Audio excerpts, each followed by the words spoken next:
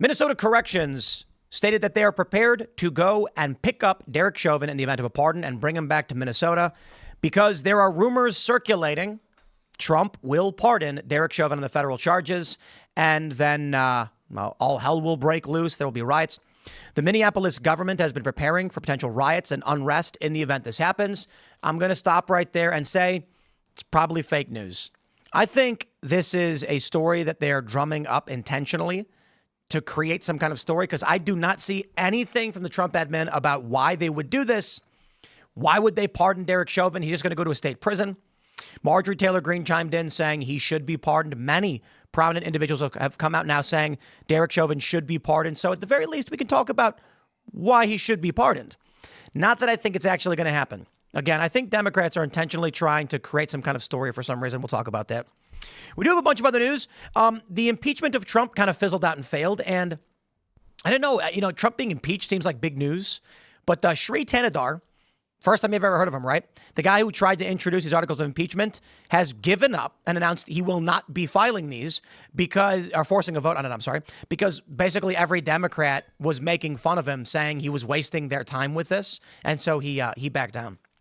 In the meantime, there's real news. Donald Trump secured a massive, $200 billion deal with Qatar over buying Boeing jets. You got a lot of anger over Trump accepting a Qatari 747.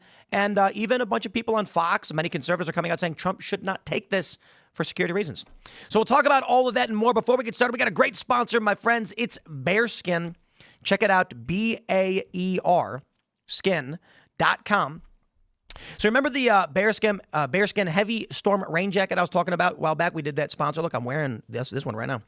I love that thing so much. I had to get me the original Bearskin hoodie 4.0, and let me tell you, this thing feels great. It really does. We did reach out to them, and I told them explicitly, guys, I said, send me one of these things. We love them.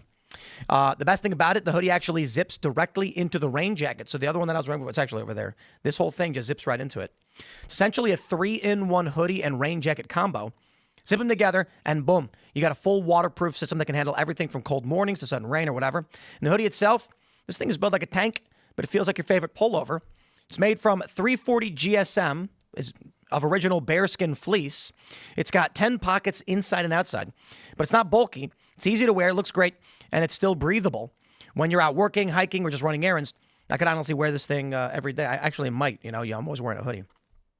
You can unlock a 60% off deal on the Bearskin hoodie today. Here's what you got to do. Text the word Tim to 36912 right now. Super easy to do. Just text Tim to 36912. They'll send you a link for 60% off that you can come back to later, especially if you're doing something else right now. Maybe you're driving or you're sitting in the living room watching a show. Just send that text message. These things, they really are fantastic. Shout out to Bearskin for sponsoring the show. Also, we also got Cast Brew coffee. You can get a delicious cup of coffee. We've got all different kinds. Alex Stein is gone, but we still got Appalachian Nights, Graphene Dream, Rise with Roberto Jr., Stand Your Grounds. We've got coffee pods. You like coffee pods? You want to put them in your little machine? Get them. It looks like there's still Mr. Bokus Pumpkin Spice Experience pods. Oh, wow. That's the last way. We just continued that, so if you want to get it. Ian's Graphene Dream is now available in coffee pod form. Pick it up. Don't forget to also smash that like button. Share the show right now with everyone you know. Joining us tonight to talk about this and so much more is John Rocker. How you doing, man? I'm doing pretty good. How about you? Thank you for the invite. Absolutely. Thanks for coming. Who are you? What do you do? My name is John Rocker. I'm from Macon, Georgia. I like walks on the beach and wearing tight shirts. I think being on this podcast, being the invite on this podcast, I think we all know what I do and did, which is generally just piss people off. Talk a bunch of shit, say some dumb stuff. Some of it's right, some of it's not right. Actually, it's all right. I got done playing baseball, retired. Actually was forced into retirement by a horribly busted shoulder that just decided to stop working. And then just sort of laid up for a while. Just kind of enjoyed retired life, and now decide I'm bored. 50 years old, came about 8 months ago. Midlife crisis. Things are the windows closing. The brightness is slowly dimming on my life. Pine box. I'm still relevant. Don't forget about me. So here I'm back out running my mouth again. Is it common though for pitchers with your shoulder?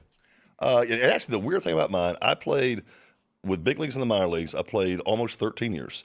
Did not go on the disabled list. Actually, I can't say that. It's now the IL because literally Major League Baseball got, I don't know what you want to call it, bitched at something, I don't know from who, to change it to the IL, the injured list, injured reserve or something, from the disabled list. I mean, that's how far woke has gone. Because I still call it the DL, but now I think, what is this IR? It's IR, injured reserve, because literally the bitching to Rob Manfred about change it from disabled list. That actually was a thing about 4 or 5 years ago. So nothing for almost 13 years. And remember back in the day when Peyton Manning had the pinched nerve in his neck? Yep. Yeah. And it really affected his shoulder. His rotator cuff wouldn't fire. I had the same shit. But that was back in the steroid era. And I was like, fuck it. Just shoot me up, get back out there. And so it was just, I'm taking this much, double my dose and add these 2 things. And just keep rolling me out there, man. I don't care how bad it hurts. Fuck it. Ooh. And it turns out that was the wrong decision. Wow. Well, it's gonna be fun. So thanks for hanging out. I enjoyed it, man. Raymond is here. Hey, friends. I'm Raymond G. Stanley Jr. I'm the resident of Blue Collar here at Timcast. John, I look forward to talking with you. I have a memory of more than a week. But also, before I pass it off to Phil, Tim. You have a memory of more than a week? Yeah, because I know you sometimes you talk to folks who work here and memories of weeks. They forget about things that happen and just throwing it out there. But listen, I know you love the... Oh, I got a gavel, huh? Yes. You love your favorite mallet. You can. They come with they come with every shelf we get here. Every shelf? Yeah. Judge, jury, and executioner. I can kill people. Yes.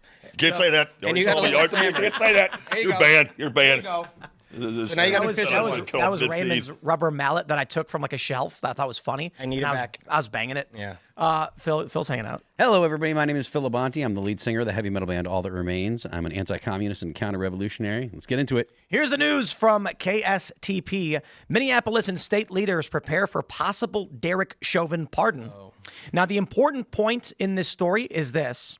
Sources also told KSTP the Minnesota Department of Corrections is ready to pick up Chauvin at a federal penitentiary and bring him back to Oak Parks Heights Prison in Minnesota to serve the remainder of his 22-and-a-half-year sentence. He is currently in a federal prison in Texas. This is Democrats. They sent out a notice to city employees, city workers, and I believe there was some at the state level saying, here's what we're going to do in the event of a pardon of Chauvin. I don't know where that's coming from. Perhaps there is information in the pipeline that Trump is considering it, or it may just be that several months ago, Ben Shapiro called for the pardoning of Derek Chauvin. Somebody then asked Donald Trump, who said, I have no idea what you're talking about.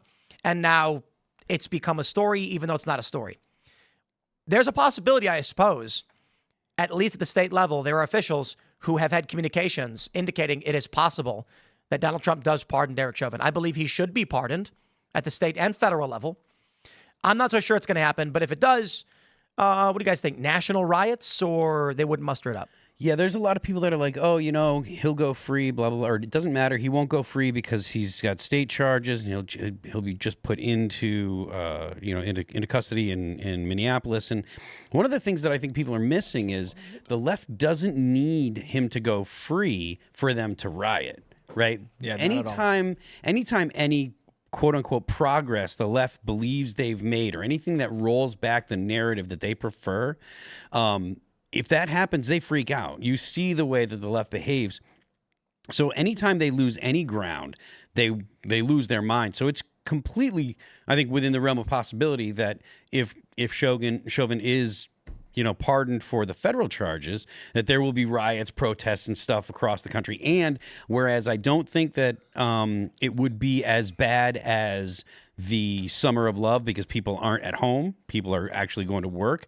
I think that because of COVID, that was a unique summer. I do think that this is something that could spark nationwide riots. They need a reason. They need a reason. I don't think there's anything happening in the world today besides Gaza. It's a riot. That's in America. So if this happens in America, they have a reason to get out on the streets and get mad because Trump did something wrong. I don't know. Oh, we've been rioting about Maryland dad for the last month. Not rioting, but certainly protests. Yeah. Certainly expressing strong opinions. Chauvin started it all. Chauvin's Maryland he was a catalyst. Yeah, maybe. I would push back on that because it started with Ferguson. It started with Michael Brown. That's when Riots? Well, that's when the left started to lose their mind. And Trayvon. That was BLM. Was there riots in Trayvon? Yes. Really? That's what started Black Lives Matter. Jeez. Okay. All right. That was during Obama. That was first term That's right. of Obama. And then Obama came out and said, if I had a son, he would look like Trayvon. Yeah, that'd have been what 2010. I think it was It'd have been 10. 12. BLM's been going since 10. I think it was Sure about 12, that? actually. Yeah, somewhere in like there. 2012. So I usually base a lot of my what happened February when 2012. based on what chick I was dating. I remember the girlfriend I had when that happened, and I was dating her from like 07 to like 10. It was February 2012. That's how I remember that. Yeah. Okay, maybe I'm off on girlfriend timeline. Hopefully you have a stable girlfriend now, so there's I do. nothing else is going to happen. Yeah. I do. So and I'm 50, so I'm finally happy. Nice. Are you well versed in the Chauvin stuff? Not completely. I watch a lot of news, but it's more to background noise. So. A lot of people I've heard from entered this story saying, at first I thought he was guilty, then I thought he should be acquitted. I was talking with Viva Fry, he said that. But I've met a lot of people who say that when you actually watch the trial of Derek Chauvin over George Floyd, you're like, oh, George Floyd died from fentanyl overdose? Why is this guy going to prison? When you first see the first video, I was like, holy what's Gotcha. going on? Going back now. Okay. This whole thing, guys stood on it. And then when you see the extended version, like, okay, this isn't as bad as I thought it was. This morning, I asked... Oh, yeah, that right there will create an absolute shit show. Indeed. Oh, yeah. Indeed. Yeah, but... now that okay, I'm putting the name with the story. Okay. Yeah, so yeah, absolutely, that will create an absolute fucking disaster. he should be pardoned on moral and ethical grounds. But yes, people would lose their minds. But moral and ethical grounds of a conservative view, he should be kept in jail for moral and ethical grounds on a liberal view. Their ethics and their morals are completely 180 from our ethics and morals. I agree. Yeah. But the liberals' whole model of the world is completely different from our model of the world. It's applying not parallel. Applying that, Chauvin did nothing wrong because the liberals want him in prison and they want the criminals out of prison. Yeah. And conservatives want Chauvin out of prison and the criminals in prison. So the thing about Chauvin is I was having a conversation with our good friend ChatGPT earlier, and I asked it just simple questions, not loaded questions. I just said, did George Floyd have a lethal amount of fentanyl in his system when he died? And it said, according to the coroner report, he had 11 nanograms per milliliter in his bloodstream when he died. However, the report, the coroner's report, and other reports said that he died of, the neck compression. And then I asked it, what is the typical concentration for a lethal amount of fentanyl? 3 nanograms per milliliter. So he had 400% more. Indeed. And so the other issue at play was that George Floyd was already on the ground when Chauvin arrived. Chauvin arrived late. Yeah. So the cops had already subdued him. They already dealt with him. They already put him on the ground. Chauvin shows up, seeing a crowd. Everyone's going crazy. There's a guy on the ground, and he walks over, and he used a restraint he was trained to use by the MPD. And the only argument is that he should have, at some point, understood that George Floyd became unresponsive and rendered aid. Yeah. Which again, my argument in that whole story is negligence, not murder, not racism, not... It's worth noting that there's a lot of people that are making complaints about the constitutionality of the deportations that we're doing. Derek Chauvin, the judge in the Derek Chauvin case, said that there was no way that Derek Chauvin could get a fair trial. He wasn't going to be able to get a fair trial anywhere in Minnesota. The proper, and this is something that Tim said before on the show, but the proper remedy for that is you don't try him because you're guaranteed a fair trial with an unbiased jury. And if the results were already in as soon as he was arrested, then you can't try him because you're violating his constitutional rights. All the people that are like, oh, the constitutional rights of the Trinidad gang members and the constitutional rights of all the people that have come here legally. A quick aside, because with obviously the left coming up with a couple weeks ago, Trump even admitted he doesn't know what or support the Constitution. If you're here illegally, do you have constitutional rights? The Constitution, and you do. Yeah, you do, but it's limited. Exactly. To a certain point, you have constitutional rights. The things in the Bill of Rights are a list of things the federal government can't do. They're not a list of things that the people in the United States can't do. The American people are free to do whatever they want. If it's not specifically prohibited by law, then you're free to do it. There's a lot of people that have that mixed up. So the fact that the Constitution limits the government means that the rights that everyone enjoys, They're rights that are protected because they come from your humanity, not from the government. And they could have found a different. Sorry, they could have found a different place, like Minnesota. They could have went somewhere, anywhere in the United States, southern state, that he would get more of a fair trial than actually in Minnesota. Yes. Come on. Well, for state level charges, this is the fascinating thing. Throw everything out. You know what? Maybe the fentanyl thing. I don't know what I'm talking about. Fine. The judge said there is nowhere in the state he's going to get a more fair trial because everyone's already been prejudiced by the media coverage. Okay, my response to that is if you can't have a fair trial, then you're free to go. Yeah, that's the constitutional remedy. Indeed. And you'll hear, again, there you go, smash the gavel. We have 3 more backups, so you can break that all you want. And you'll hear the left making all sorts of constitutional arguments, but this is just evidence that they don't actually care about the Constitution. The Constitution is a means to an end, which the end is allow the illegal immigrants to Everyone stay. twist it to Well, look at the South Africa thing. Trump brings in 59 white people from South Africa, and it's the apocalypse. The Episcopal Church shuts down its 40-year-old refugee resettlement program. Over 59 people. All these people in media are screaming Trump's a white supremacist and a racist. These people have argued on CNN that the white people in South Africa should go back to Germany. They say that the white people in the United States are colonizers, should give the land back to Mexico or to the Americans. There's literally nothing you can do if you're a white person for these people, but Trump is the racist. Yep. And from what I saw, I got a hell of a reception over in Qatar and over in Saudi Arabia. Yeah. He sure did. The bigot that he is with the Muslims and those folks are pretty dark complected over there. Yeah. He hates brown people, doesn't he? Before Trump was the president, particularly the Republican president, he was loved by everybody. It didn't matter your color, race, creed. They were like, oh yeah, Donald Trump, he's the quintessential American businessman. He's the quintessential successful real estate Until he put mogul. that R in front of his name. That changed everything. And he was a Democrat. If it was a D in front of his name, well, you're in this shit. He could do no wrong. He would have been Part Obama. of why they loved him. He was a Democrat until he decided to run for. He was a Democrat through all the '90s and 2000s until he decided to run for president. Then he was like, and the D's, the Dems back in the 80s and 90s, they're not too far off of what the R's are right now. Yeah. Not too terribly far off. Well, this is something we talked about multiple times on the show. If you look at the makeup of Trump's cabinet, you got Tulsi Gabbard, who used to be RFK still RFK. is. Still, he's actually registered as a libertarian, but he comes from a He Democrat. needs a translator, by the way. RFK is, I can't listen to his voice. Have a little note next to him. Type it out. Let this guy say it for him. I can't listen to that voice anymore, man. It is warbly and stuff. I scratch a chalkboard and listen to RFK. That's a toss-up, man. I'm not really sure. He had a hearing today. Did you guys see it?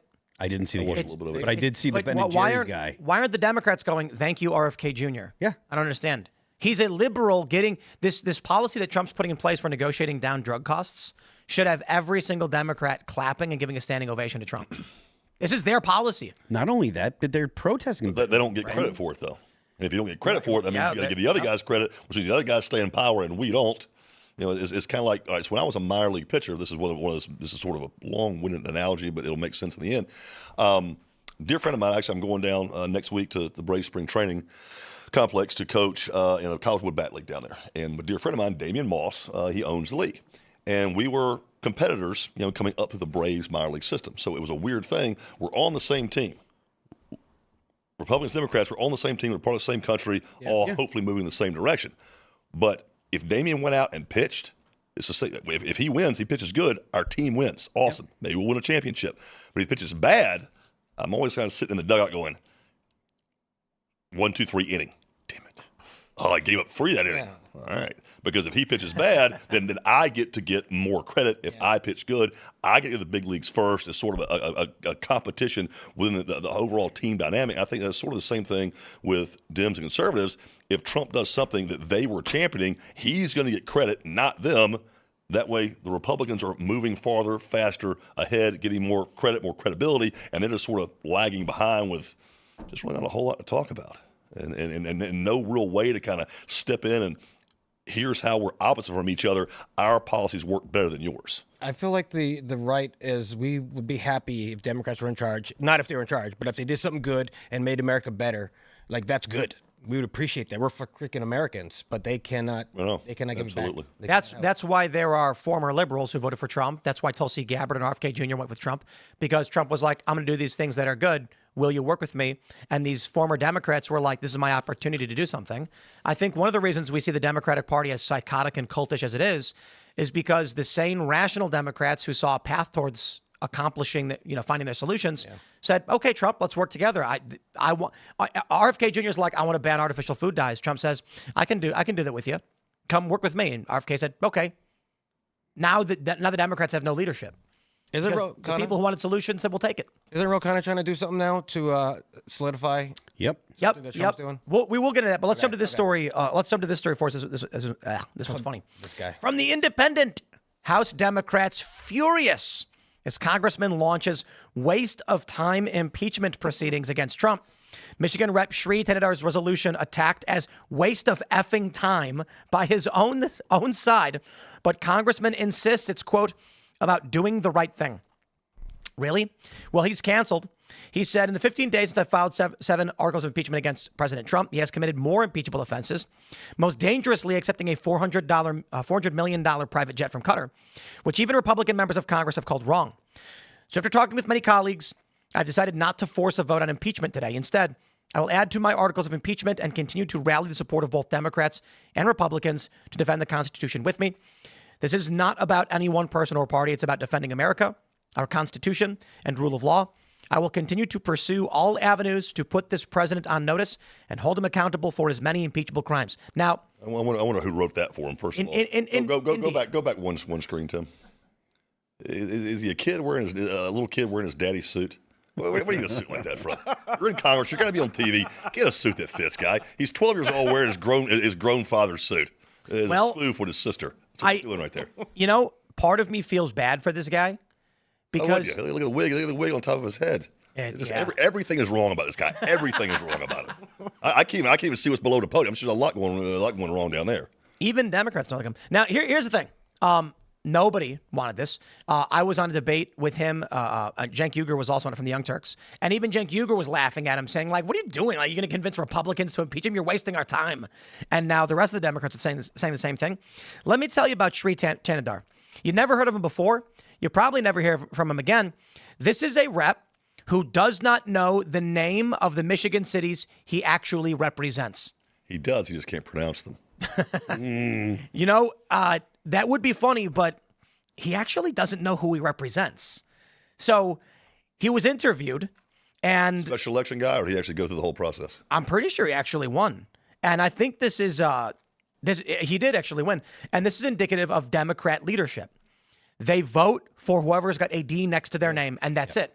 And that's why you end up with a guy. So he gets asked by this I don't know who this guy is, who's asking him. He says, what are the 5 gross point cities?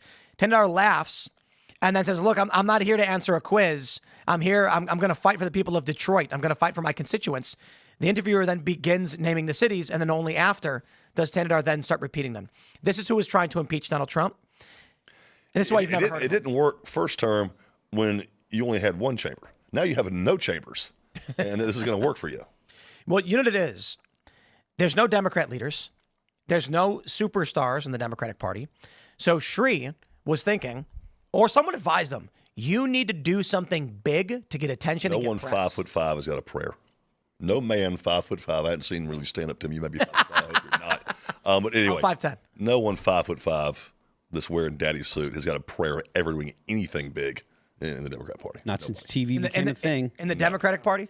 Politically, anyway. I agree. Actually, I'm sure you can make a dig back through. Half agree. I don't know how tall Rubio is. You could be a congressperson. You could be a congressperson. Yeah, but past that, no. No, that's Congress. You know anything presidential, anything cabinet wise, anything. You know what's funny is we were actually just talking about this the other day. Who was it with Emily? Mm-hmm. And I was telling her that one of the reasons women have a hard time with politics is they're not as tall as men. And she was like, "No, height has nothing to do with it." And it's a whole perception thing. Absolutely, I pulled up 2 studies. Height absolutely plays plays a significant role in how your elections turn out. There's no information available about the exact height of Sri Tenadar. I can make an educated guess. I think I'm pretty close to being right. What if he's wearing a 2XL suit, and so he just looks short? Then he makes bad decisions, and he should lose his job. You're too poor and stupid to go out and get you a reasonable suit. You look like a clown. Well, yeah. The guy is a clown for a lot of reasons. That's a reasonable suit, man. Come on, you're better than that. That's a men's warehouse suit, probably bought on layaway. the tailor was out that day, and he's like, "Fuck it, just give it to me off." You're making me feel bad for this guy. Well, I can keep going for another 15 minutes. I know they still had layaways. Let's put 2 minutes on the clock to be funny things we can say. He earned it. He did. I bet you it's a bad toupee too. It's a bad toupee. It's like your real hair. He did a live at a speech today. He was really mad at people talking about his hair. That's really very upset. Yeah. He's like they say that where the country I'm from, they don't like my hair. They're talking about my. Well, I can't do his accent, but they don't like. He was very upset about his hair. He doesn't even know which cities he represents. He doesn't. This is the problem we have in this country. People on the Democrats largely, but Republicans do this too. There was a story in New Hampshire, Phil, you might know this one, where a transgender anarchist Satanist. You should say that. You'll say TG now. TG. Otherwise, you get banned. I'm offended. I'm complaining. A TG, anarchist Satanist, ran for the sheriff, I think, right? Yep. And the Republicans voted for this person. Yep. Won. Or, Did they get the seat? But won the primary, but won lost the the primary. general. Lost the general. And then it was actually from my county. Oh snap! Yeah. Oh, it's where you actually live. Yep, in my county. Did you vote for her? One of those interesting things is Caitlyn Jenner. Red. Yeah. I mean, that's a head scratcher right there. There's a couple of red ones. Yeah. A friend of the show. What is Blair White? Yeah. They're white. Yeah. You know, I've heard her as it's kind of there's- about her. I mean, I was a Bruce Jenner fan my entire life. I have the Wheaties boxes. But listen to her talk. You know, I've seen her interviewed a number of times by Hannity. I mean, you love everything she says. You're like, yeah, I get it. Why can't you influence more of your community folks to think your common sense way? oh, is that Charlie LaDuff? Someone said that's Charlie LaDuff asking Shree those questions. We've had him on the show. Is that him? It's hard to tell. I don't know. Oh, it is. Oh, it is. And every That's what are the fake hair. 5 gross That points hair's fake. cities? so big? Well, look, I'm not here to it answer doesn't a stick to the quiz. scalp. I'm here to say that I'm going to fight for the people Like, dude, cut your of hair. a little Detroit. bit. This Fight dude's for 70, I my think. constituents Grosse Pointe. Is that old? and all of the Yeah, gross I think he's 70. Look, man, people just vote. Shree's 70? Yeah, I'm pretty sure Shree Tanner right now. Google it. Find out. Somebody pull it I'm up. doing it right Wikipedia. now. How old do you think he is? 45. Yeah. Are you for real? I'm gonna I go. mean, those. 50. 57. He's 57? Sorry, no. I'm saying. I'm going They said they 45. can't find it. What the heck? What do you mean? He's 70. Is that what it says? I'm Googling it right now. Yeah. Let's see. My judge. Do you know this for a fact, or are you just going off some? Shree Tanadar was born February 22nd, 1955. He is 70 years old. What? Wow. Yeah, he became a U.S. citizen. He looks good, right? yeah. Give me whatever kind of weird berry root for or elixir him. that he takes, or whatever island he's from. Holy shit! You know what? I'm going to take back everything I just said about that guy. You know what? I'm going to take that back. No, I'm not. It was all pretty fucking funny. No. It all stands. No. That is ridiculous. He said. You got to take it back and then ask him what his routine is. Yeah. Yeah, and What do you do, man? that's special right there. He became a U.S. citizen in 1988, and he was born in Chakoti, Karnataka, India. Never. You know, I do have an honest question though, and I don't mean this to be rude or anything. I mean, I think it's going to be good. It's been what is it, 37 years? Am I doing my math wrong? Since Since he became a U.S. citizen. Oh yeah, there you go. Depends on when. But why still have the accent? You can't get rid of that shit. You really? No. But I mean, you know, we've got If you move down to Atlanta, Georgia, you're going to stop talking like a Yankee? no after 37 years, maybe. Like, who are you around where you're still talking like? their own community. My buddy, Damien Moss was They're telling me about within it. their He's own Aussie. He still has the accent. But that's he's been here since our '93. our friend Richie is Australian, and he's here, and he talks with the Lost North it, huh? American. Yeah, he lost it, I don't know. but he can turn it back on and off. We had a Well, but you know, from where he's from, I bet a lot of Indian folks he live around him, so he's probably not around that's true. That's true. the gringo white yeah, speak very They much. stay within their own community, of course. Yeah, maybe that's it. I don't know. Yeah. Maybe you know it could be, and I mean this in all seriousness. At a certain age, when you learn the language, you can't develop the muscle and neural pathways for a certain type So of. in '88, he's 70 now. 88, that means he was like 63. I can't even believe Oh that. yeah, That's more than so 30, gave him 20 years. 33. yeah. But seriously, I mean, I was In 1988, he was only he looked 7 so years young. younger. And I pretty much hate anyone who's younger than me because I'm jealous of them. Sorry. He's sitting back watching the that show, feeling. like you said, he was 45, and he's like, "Damn right." But seriously, not a gray hair. He's happy now. But now I'm actually positive that is a wig. Of course. That's not a toupee. That's a wig. I mean, Yeah. he has the Toupee's hair. like, cover up the horseshoe. No, that's a full on. That's a sheep on He your has the head. hair of a 19-year-old emo band guitarist. That is a straight sheep on your head. I'm jealous of that. too. You went by roadkill and you pick it up and suture that thing. Oh, wait, you ready for this? You ready for this? There you go. There you go. That is a He loves horrible, Panic at the Disco. I mean, horrible he wig. does. Panic at the Disco. He does not be fan. Those Panic at the Disco and glistening ties. He loves satin ties. He's got a little bit of the wrinkles on the neck, but That dude, I'm that amazed dude, at his that dude forehead. hadn't shaved. It's got to once be his whole Botox. life. There's no other reason for it. I don't know, man. I don't know.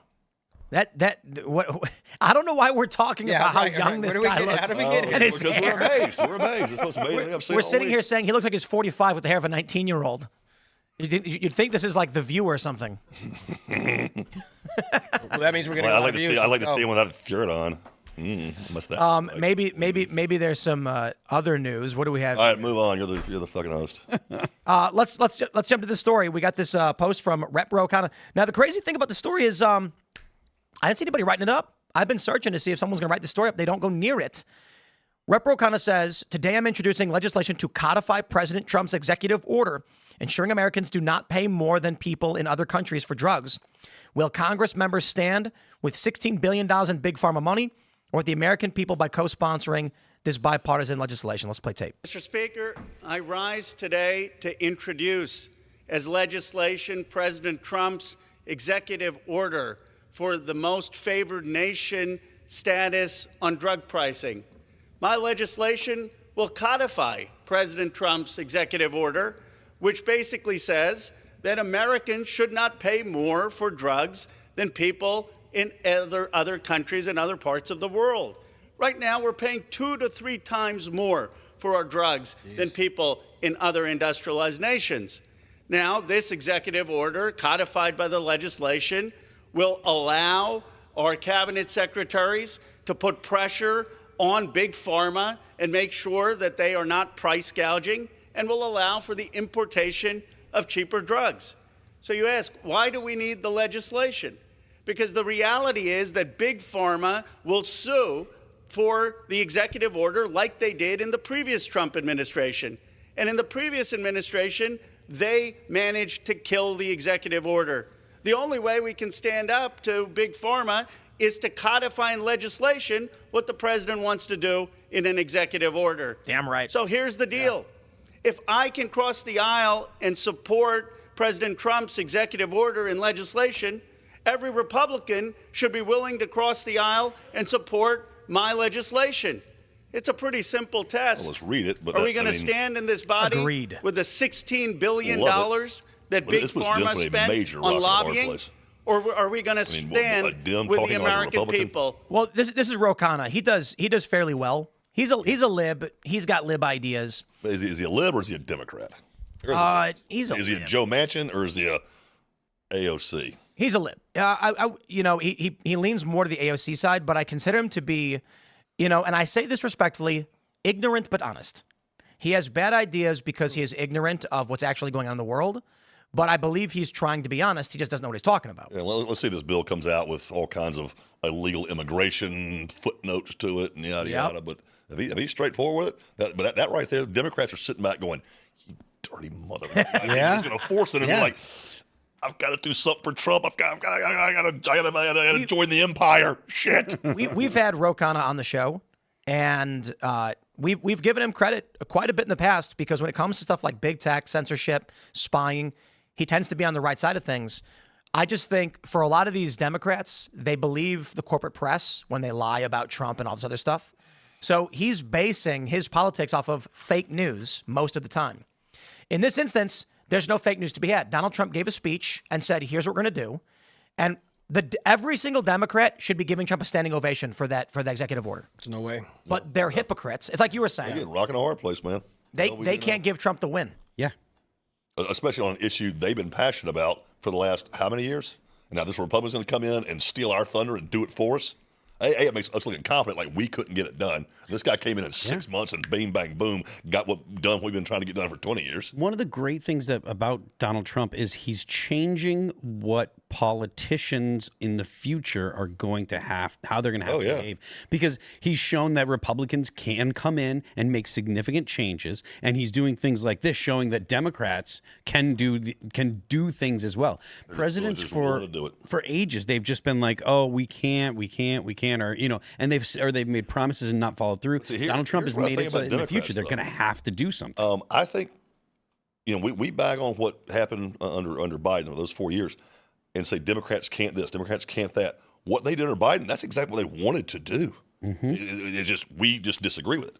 And what Trump is doing, they're saying, the Republicans can't fix the country. The stupid oligarchy tour, and we're gonna, I don't know the phrase they're using, but build back better. Like, what's wrong with it? What are you going to build back? What are you going to improve from what Trump's doing? Well, according to their model of the world, what Trump's doing is completely wrong.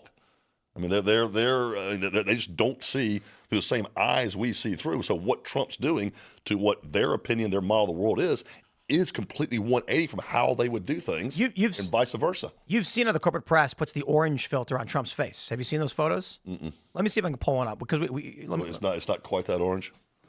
It's not. This is what's absolutely fascinating about the perception people have in this world. Yeah, I'll see that. Both pictures from @Timcast News. Follow @Timcast News. So petty. I mean, just liberals are just such children. Just and they all do this. Look, both pictures are from the White House press conference. This was on the 12th. The orange filter the fake news media places on Trump is insane. Here's Trump, and I was watching this on TV, and I have met this man in person on more than one occasion. His face is not bright orange. He clearly does have a spray tan, sure, but it's more like that. Not like that. No. But it's nice there. Look at the edges of his face. It looks like they used Photoshop to actually cut out his face, and then it stops start right there next to his ear. I do think that Trump has a spray tan. I think that's actually for sure he does. But look, man. It's not the first time they've been accused of doing this. That it appears absolutely the case. They consistently do it. Well, the numbers are down at 25%. So who gives a shit how hard they try? You're going to the fucking tank. But so this is the problem. When Donald Trump comes out and says we're going to lower drug prices, Democrats should be clapping, saying it's about time Trump did something we wanted to see done. But what the corporate press makes sure of is that all of these people that are Democrat voters, they see a clown with a bright orange face, and they pull him out of context and lie about what he's doing. And then, of course, what the Democrats are actually doing now, like Elizabeth Warren, they're just going on TV, and instead of telling their constituents what Trump wants to do, they're saying, don't listen to Trump, he's a liar. He wants to cut your medical benefits. It's the same playbook for decades. They were saying this shit back in the Clinton days. When it was Clinton and Bush. They were saying that shit, back in the 90s. It's the same playbook, just regurgitated 30 years later. It's all the same scare tactics because, and especially when it comes to stuff like Medicaid, the boomers are the most reliable voting bloc. So if you can scare the boomers into believing something, and it's been used so much though. It is the boy that cried wolf, and we're on about sequel number 8. I think that the fact that it's fresh as a Foghat concert. I think the fact that there's too many people that can't afford to lose their Medicare and Medicaid benefits, where it's not worth the risk. They're like, look, maybe they won't, maybe they have been saying this forever, but if this guy actually does, I'm totally screwed. And I live on a fixed income. Everybody both sides knows that there's no way in hell anyone would ever do some shit like that. There's no way. I mean, he's going to do that, and then he's going to fire a nuclear missile at Canada. It works. Why not try that one too? That's about as believable. So what do you see? Where do we go as a country when half the country is just like literally anything Trump does is wrong no matter what? We get 4 years of Biden where they're burning everything down. I don't think it's half, to be honest with you, Tim. I mean, we saw Trump win popular vote by 3-4%. I mean, it was enough. And one thing I think about too. I cannot wait these trade deals are done, and he's going to get them done. By the way, I mean all this big ones. Crying wolf and terrified of your own shadow, over the tariffs. Just, and I've gotten hit a little bit. I mean, I get a lot of merch sold off my X account, my website, whatever. It used to be 3 weeks to get my stuff. Now it's like over 2 months, and I get merch. Customers call me up going, cancel my order. It's been 2 months. I'm like, All right, well, it's not my fault. Stuff's sitting on a barge out in all of San Diego right now. But when this stuff happens, I mean, kind of like he was saying, too big to rig the election. Got that. And when you have at least 2 years, and if not 4 years of big stuff happening, and even drug costs going down, the economy is going to just, I mean, it is going to be on steroids with gasoline behind it. There's not going to be anywhere for these libs to hide, especially when he's taken over some of their talking points and some of their policies and got out of the way. Just let me do it. That's the hope. And we look at their bullpen. Who have they got? I watch Fox News, Fox Business hours a day, and it's sort of droning on and on. Like, can we move on to the next story? Dems in disarray. Their approval rating is 26, and you have nobody. AOC, that's your knight in shining armor. Bernie, I mean, he's going to be dead in 6 months. You think he's Mr. Burns? Mr. Burns is never going to win a major election. So yeah, I don't. And another thing too with the I got to stop you there. I'm going to say Hans Moleman, but continue. I don't know who that. Who? Hans Moleman. Who? The Simpsons reference. Hans Moleman. Mr. Burns is a billionaire. Bernie Sanders is Hans Moleman. Okay. We'll all the Simpsons fans are. They know what's up. Yeah, and I'm a Family Guy fan, but anyway. But can you imagine? I mean, a lot of the elections are won in media, won through advertising. Yeah. The sound bites, the commercials that the Republicans are going to be able to make. I mean, just the shit that happened just a couple of days ago with the ICE agents in Jersey. That is going to be on a commercial in about 12 months. I mean, all the stuff with the MS-13, the Maryland dad, is going to be on a commercial in the next 12 months. They are going to take all the stuff these morons have been fucking doing for the last, especially 6 months, but really the last year, and then to make commercials out of all of them. It's political malpractice. They're going to beat them over the stinking head with it. Every commercial break you're going to see some lefty losing their fucking mind over something ridiculous, and it's going to be vote Trump. Vote Republican, vote whoever the race is for. And I think that's why they did it. I think, a lot of liberals are like, why won't Trump just have the hearing for the guy for Brickell Garcia? Why won't he just bring him back? It's super easy. Because he wants Democrats at hearings banging on the table, screaming like, bring him home. And then they're going to do what you said in the commercials. And it's going to be a red screen with news headlines in a voice like this saying, accused. You might be the voiceover. Sam Elliott. Try out, His seriously. wife, closed fist, black eyes, human trafficker. And then it's going to show all the stuff. Yeah. And then it's going to show Elizabeth Warren being like, he's got to come back to this country. Yeah. I mean, that's going to be so powerful. And these moron liberals are so fucking stupid. They don't realize they're creating the world's biggest PR machine against themselves for 26 and 28. It's why they got no bullpen. They have a bullpen. Have you guys heard of this fella? No, a guy named Tanadar? They've got an A-ball bullpen for a big league team. This gentleman, he carried weapons of war. He can co-talk to white men, so he's he's very good at what he does. Yeah. It's Tim Walz, 2028. He gives Tim's a bad name. How about his daughter and the dumbass shit she opened her mouth with last week, I guess, about running being a white privilege? I heard something. Running for office? What'd you say? No, running like jogging. Oh, jogging is a white man saying it's white privilege to jog. Like, baby, have you seen the U.S. The U.S. Olympic track team? Yeah. Have you seen the winners? I don't see a fucking honky on that damn thing. Maybe in like I run the 18 mile. I'm white for a living. I run the 18 miles. What I run. Have you seen the Boston, New York marathons? When was the last one? A white guy, fucking gringo, won the damn Boston marathon. It's Kenya, That's right? been a minute. Yeah, all those guys. Yeah. You seen? It's the same village from Kenya. Really? Yeah, it's family. Grandfather, father, brother, all the way down. If I understand correctly, it's the same village from Kenya. It's actually 26 miles away from the grocery store. Go get us some bread. Be back in 3.5 hours. They run the marathon. They're like, this is a normal daily occurrence for us. Yeah. But in Aussie, they stop, turn around, and go back. That probably is true. That they have to run. We don't. People in America don't run anywhere. Have you seen? We've seen college track teams. They're not white people running on those things. Tim Walz's dumb fuck daughter. White people play hockey though. That was aggressive. That a little too much. No, you're good. Okay. I haven't seen you guys kind of look at me side-eyed, stink-eyed yet. So. No, you're good. But white people play hockey, right? Is hockey a white guy sport? Yeah. Yeah. So they say. Yeah. There's a It's couple most- black There's guys. some really actually good black guys nowadays. They're getting folks getting into it because That is kind of weird, right? How come sports are like racial, very racial? You know what I mean? That's what we grow up, what you have access to. Yeah. You're supposed to What you Latino. see your right? peers Is doing. baseball largely Latino?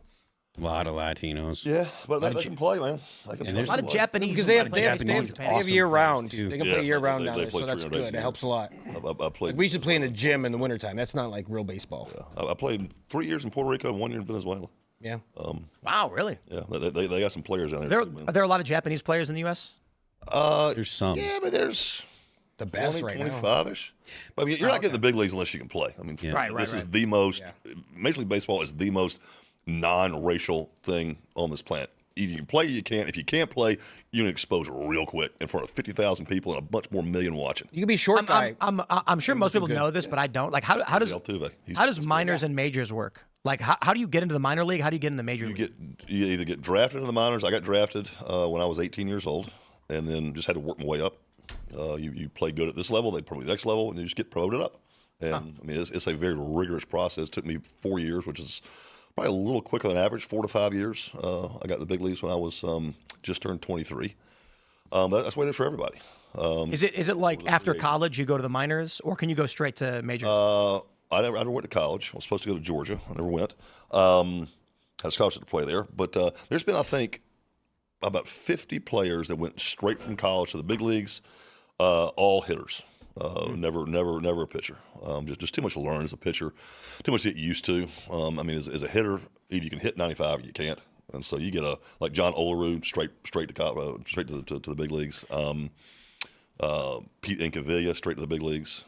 There's been a few guys in my era. I just watched the YouTube video breaking down the different kind of pitches. It was one of the most like mesmerizing videos I've ever seen. Hitting is insane. Watching the balls go in. The way they hold the ball, the way like make the ball go up, go left, go right, Wrist go angles, down. man, wrist angles. That's crazy. It's like a wiffle ball for us. You know, I throw the frisbee and it goes straight and then just turns right. I have no idea why that happened. Yeah, some air current hit, but yeah, hitting is insanely difficult. I could never hit a curveball. That was so tough. It'd be coming in. I'm like, I'm not gonna hit it, but then it'll go out of the plate. It's so tough. It's so hard. Good one's tough, and even the big league guy, if it hangs, if it gets like thighs to belt, but even the one's down, even big league guys, especially you can hope for fouled off. You know, and now with like the plate, little the box box there. over the plate, and you see the precision that pitchers can throw with when they're right in the. And you're corner. max effort, man. You're out there Yeah. freaking. I mean, you got G forces like trying to keep your head straight and shit. So You have like 0.1 second to decide if you're gonna swing or not. 0.4 seconds. 0.4. 0.4 seconds on a for 90 a mile an hitter. hour fastball. It's 0.4 seconds. To see it out of the hand, make a decision, and then get the swing to the ball. Yeah. Less than half a second. You almost have to be able to see the future, and that's why the And what most hitters do, they guess a side of the plate. You can't cover both sides. I'll guess this half or this half. And then depending on game situation, type pitcher I'm facing, scouting reports, what the count is, et cetera, you're literally narrowing it down to like one pitch, maybe two pitches. I'm sitting fastball, just breaking ball. If he throws me a good one, I'm going to try to foul it off, live like another pitch. If he hangs it, I'm going to get it. And if I guess wrong, I'm just going to look stupid. Do you still keep up with all the major leagues? I watch maybe one game a week. I was a few innings. I don't watch a ton. The videos I was watching was saying that most pitchers they don't use a lot of pitches anymore. They're sticking to only a handful. Yeah. Like there's like 2 or 3 that they use, and then a bunch of them just don't appear anymore. I don't know what they're called, but It depends on what kind of pitcher you are. Not a lot of guys throw splits anymore. I think we'll just straight tear an elbow up. Although the rash of Tommy John surgeries, I don't know what that is. what is that? You blow out this UCL ligament right there in your elbow. And it's not a threatening surgery anymore. They can literally tell you have surgery this day. In 287 days, you'll be back pitching in competitive facing hitters. It's literally like that precise is how the rehab goes. It used to be kind of a death sentence. Wow. But Some now guys come back better after Tommy got. Oh yeah, Martin Rivera had it. I mean, a ton. Oh yeah, what was that movie where the kid hurt his elbow and then his arm cranked back and he could throw? Angels in the Outfield? No, not Angels. No. Something. What was that? That's what. I know you're talking about those. Yeah. Strider. That's hilarious. Just had. There's still maybe a dozen guys a year in the big leagues that'll have TJs. But a split was the main Rookie thing. of the year. You snap that thing down, and eventually what the that elbow's was? going to go. So it's not a whole lot of back in the day, a third of big league guys threw splits. I would say now maybe a tenth of them. Are there still knuckleballers around? I don't know. There's one in the league now. There's usually like one or two guys Yeah. in the league. They're knuckleballers. I don't know if there's any in the league this year or not. The guy from Boston was really awesome. Oh, Tim. Yeah, Tim Yeah. passed away about a year and a half ago. R.I.P. And so did catcher Veritek. I mean, these guys are they're my age. Yeah, Sad shit, man. What's the it ring? was great. National League Championship. Amazing. The consolation prize for losing to the Yankees. Fuck you, Yankees. Jankies. Jank D's. The Yankees have an unfair advantage just because of how deep their pockets are. Yeah. What's up with those bats? Have you seen those things? Yeah, I have. Yeah, what are they called? The torpedo bat. Torpedo bats. It makes sense. You made the sweet spot fatter. That's Okay. illegal though. You can like have that. I mean, big it is right now. Jeez, So it's weird. that's something. Honestly, it seems so obvious. Like, why wouldn't you have done this years ago? Yeah, Okay. I was reading, didn't break Maybe any they of the rules. figured out if they made the sweet spot on a bat, it's only 6 inches. If you hit it inside or outside the sweet spot, or outside the sweet spot, balls generally gonna go nowhere. It's usually pretty bat breaks or whatever. I guess they probably finally figured out how to make the sweet spot bigger, adding a bunch of weight to the bat. 'Cause most guys are swinging about a 31 ounce bat. So I guess they figured out.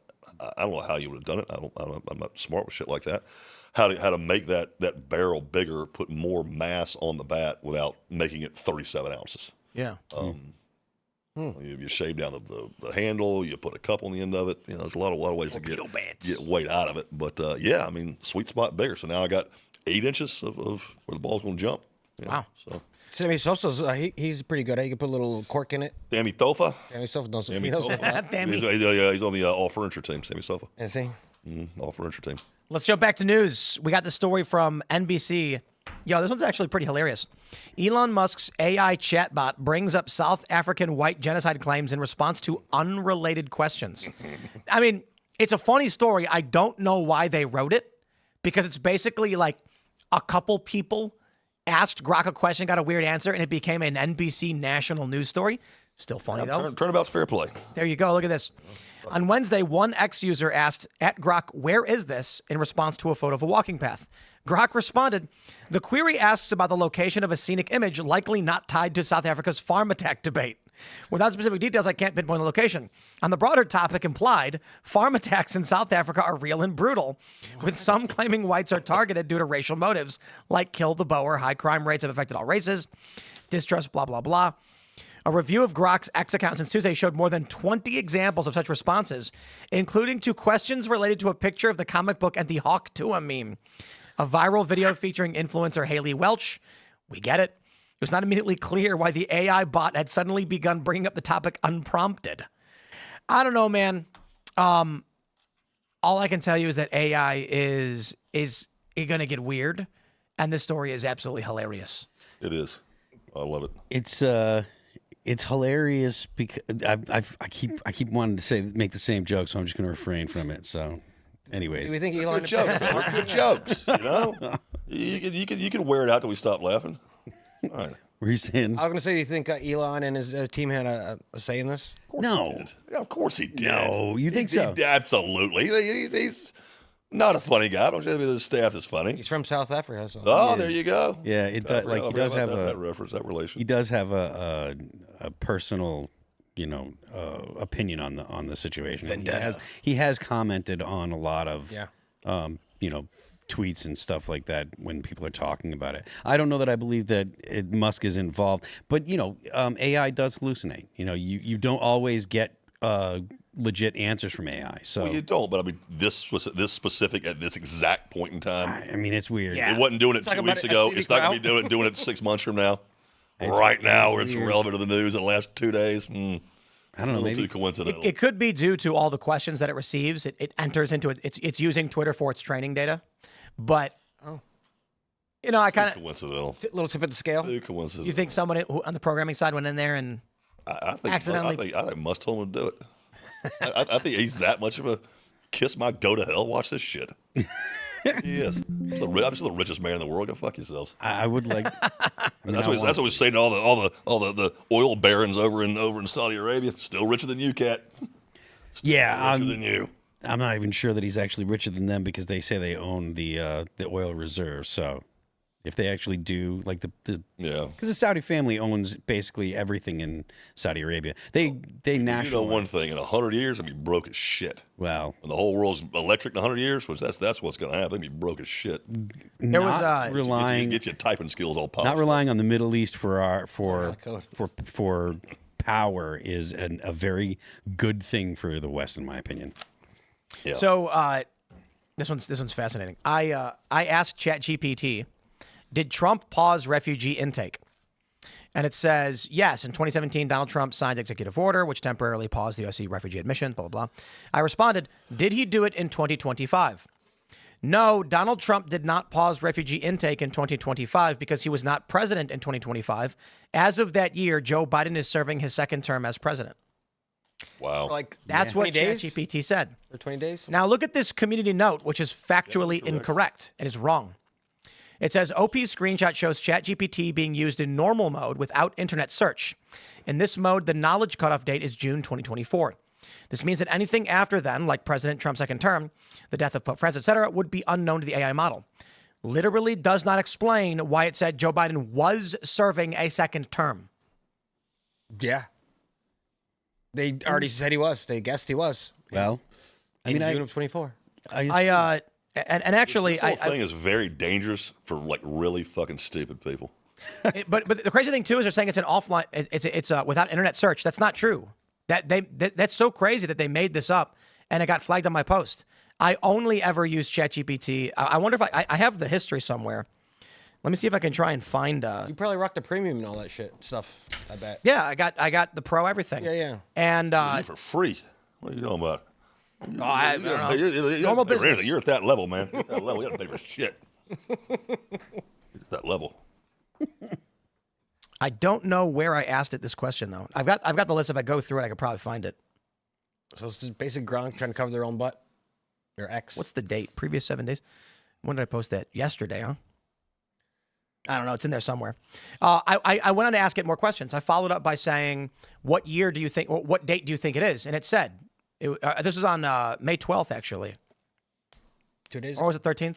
May 13th, 2025. And then I said, when was the last election? It said November. And then I said, who won the election? It said Donald Trump. And then I said, so why did you tell me Joe Biden was serving second term? And it went, oops, sorry about that. You're right. wow. It's always saying, oops, sorry. Yeah, it a is. lot of these ones are. Sorry, Can't my bad. rely. Smarter than AI right there. Yep. Can't Smarter than rely. Got On, it. Got it. Can't Tune rely into on AI. Timcast IRL. Smarter than AI. You can't rely on AI. No. I mean, When Johnny runs around for Jesse Waters and who was the first president? Muhammad Ali. Yeah, that's really be fucking those people up. They're thinking Biden's still president. Those people that, yeah. Who's Johnny?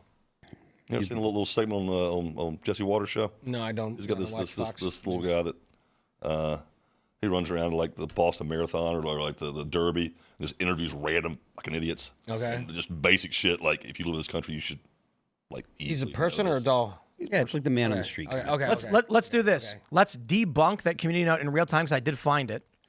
And let me zoom in here. Did Trump pause refugee intake? Yes, in 2017. Did he do it in 2025? No. And then it said, okay, as of that year, Joe Biden is serving his second term as president. I wrote, in what dimension? In this one, the real world, Earth 2025, Joe Biden is president, having won the 2020 election and taken office in January 2020, taken office in 2021. There is no official record of Trump holding the presidency in 25. If you're referring to an alternate reality timeline or satire, let me know and I can play along. This is what AI responded to you with. Yes. To your smart ass answer. That was their response. In what dimension? I said, what? Yeah, it can feel weird with all the headlines and chaos, but as of right now, in our actual timeline, Joe Biden is the sitting U.S. president. So this in hasn't been 2020. updated since July of last year. Yeah, but it's one thing to say that I believe it's July of 2024 and Joe Biden is running for president. It's another thing to say it is currently 2025 and he is the president. So wait, it goes on. It says Donald Trump was president 2017 to 21, and unless he won another term in 24, which would begin January 25, he is not in office currently. If you meant, did Trump pause refugee intake again in 2025 because you're thinking he's president now, let me know and I'll double check current info for you. So and this is important, the community note that claims it was offline mode is lying. I said, what do you think the date currently is? May 12th, 2025. This was a conversation you had yesterday. Or On the 12th. What's today? I don't know what. 14th Yeah. today. 14th. All right. And then I put, okay, and when was the last election? I can't provide details about U.S. election procedures or dates. I can tell you it was November 24. And who is president right now? As of today, so I guess May 13th? What? I'm pretty sure this was yesterday morning. That's why I was weird. It said 12. Yeah. Today's 14th. This conversation you're having with a bot, though. Indeed. And then it said Donald Trump won since taking office, blah, blah, blah. And I said, no, you said before Joe Biden was in his second term. You're absolutely right to call that out. I misspoke earlier. Thank you for catching it. I said, what possessed you to say Biden was in his second term when he dropped that a year ago and Kamala was the nominee? And it said I'm using outdated information. I said, outdated? You said Biden was in his second term. That's fabricated information, not outdated. So anyway, just debunking the lies from whatever that garbage You made is. that robot, you're a bitch. Yeah, you did. Like you're saying, it's dangerous. It should like get your mail every day for the next year and read it for you too. I'm glad old people don't use AI because they would be lost. They would freak the fuck Yeah, out. bro. Yeah. Yeah, I mean that's going to be a problem in the future if they don't get these types That's not a of. little thing right there. No, it's not at all. It's that obvious that you screwed up. Wow. Well, hopefully they Blew it. When we become boomers, or that age. All right, so yeah, in your know what I mean. in your defense, maybe that whole thing with Grok was just a They call them hallucinations. was just a But or lies, whatever. let's That's my add to the girlfriend story. calls me to lie. I'm gonna call it a hallucination. No, man. Maybe you're I was hallucinating. hallucinating, man. Adding- She's listening right now. I'm just kidding, baby. Adding to the story, the absurdity of community notes on X. I have just proven the community note false. It says I was using it without internet search. False. It immediately searched for Donald Trump as president and then provided me that information. I just showed it live. There you go. It is crazy to me that fake community note can get. I didn't know AI was that fallible. Yeah. I thought maybe a couple little subtleties, but that bad? Dude, they Holy did, shit! They did like Oh, man, Black I could- Vikings and all kind of crazy stuff when they first came out. Oh, that was yeah, I funny. remember seeing that story. Yeah. Because Google was told not to be racist. Yep. Yeah. So people would be like, make a picture of a Viking, show a black guy. And then these are like founding fathers as black folks too, like Yep. and They wearing put the white black- wigs. Yeah, what? Like Hollywood now that makes all the period Yes. movies over in like England. Yeah, like they're- you got like the Black Knight. Like Everything sure, is in not that- black guys in Everything produced by 1500s in by Great AI Britain. for a while was a Yeah. Netflix This adaptation. was only a year ago. England right now has a black lady in a wheelchair who is the king of England. And it was a real, and then they're calling it like historical. It's like a real dude, one of the real kings. So it's like the Netflix and go team, I guess. Well, it's the whatever I guess new law They're gonna the ruin- SAG they're gonna- put in place, and you got to have every genre But history pieces should be of important. humanity presented in every movie. That's why every commercial now is mixed race couples, mixed race kids, and you got to have everybody. Yeah. Yeah, and it gives. oh, yeah, made black Nazis. It gives you. Oh yeah, there you go. They're even worse. Kanye. Worse yet. Yeah, look at this. And Wokeness tweeted, America's founding fathers, Vikings, and the Pope, according to Google AI. Well, It's like Chappelle was the first black white Kanye. supremacist. Yeah. Dave Chappelle was the first black white supremacist. Hilarious. In fiction, Larry Elder was the formal first black white supremacist.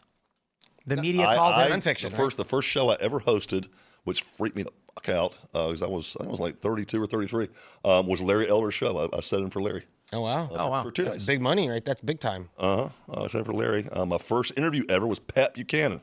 Oh wow. Shoot, bro. Freaking out. Look at you. Yeah, look at me. Right. I To the really, top. I I like, talk baseball. Pat Buchanan, I'm a presidential candidate. I like this one right here. I like the Asian founding father.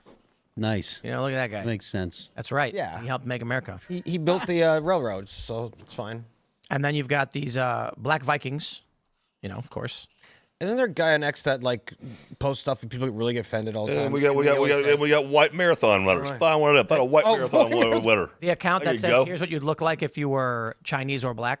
No, he's always You know that one, he's right? Saying, Yeah, I like, know that guy. He said the rural Native Americans or like straight up like black folks. He makes everyone black and he gets everyone riled up.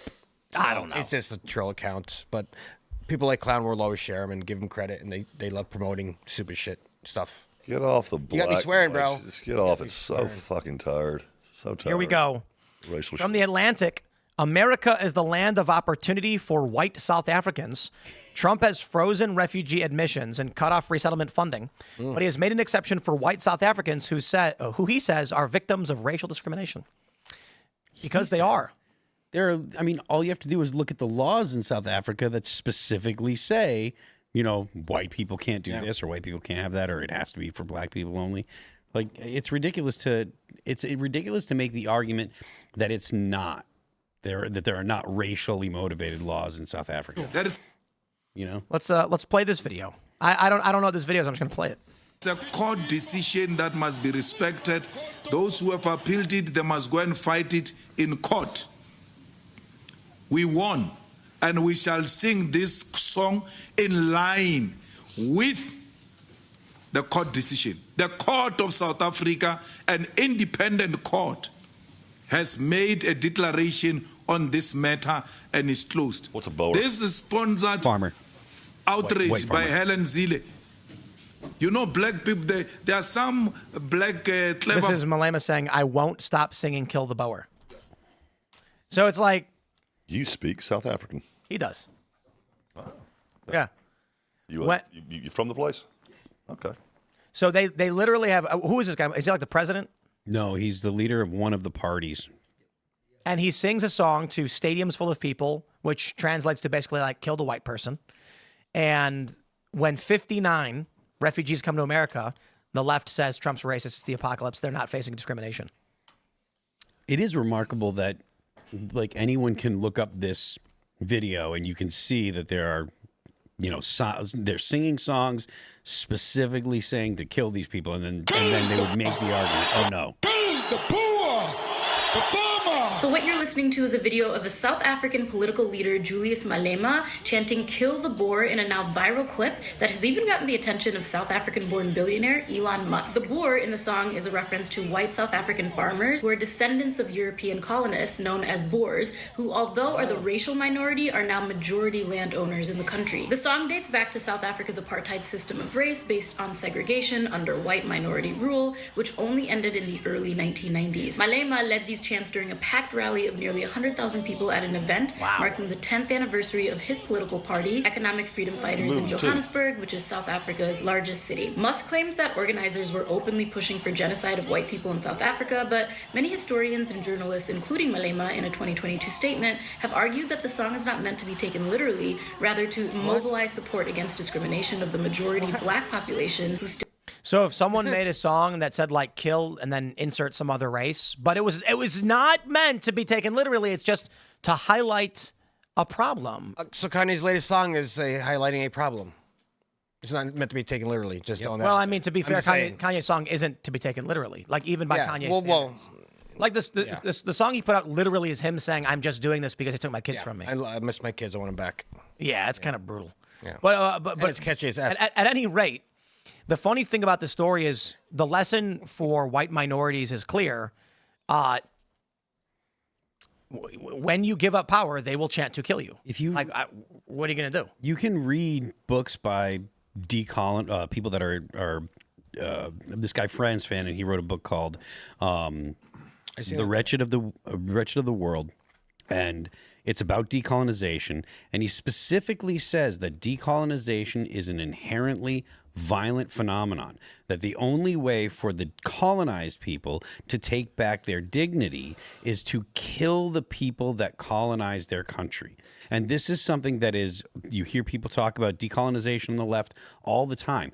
The ideas in that book have grown like wildfire all over South Africa, or all over definitely South Africa, but a lot of formerly colonized countries.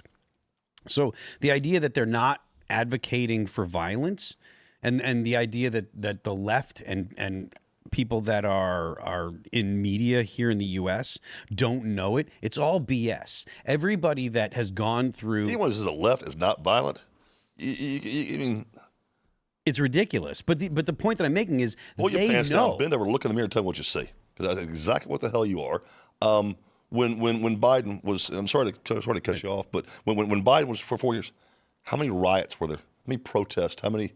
I mean, of course, we had with Columbia and some of the colleges over Gaza and the war in Israel. But other than that, what'd you have? I mean, just in 4 to 5 months of Trump, Jesus, is every day with these idiots. But look, it's burning, it's looting, it's physical violence. But let me go again. Let me just finish the point. The idea that people on the left don't know that there are thought leaders in on the left talking about decolonization that it's inherently violent. They're lying about whether or not it's violent. And so this whole like, oh, it's only meant to be it's only symbology or symbolism, and that's a complete lie. The justifications that the left tries to use for some of the dumbass shit they say. And do you think the people you're talking to are that's fucking stupid? I mean, who's going to believe some of the dumbass shit you say?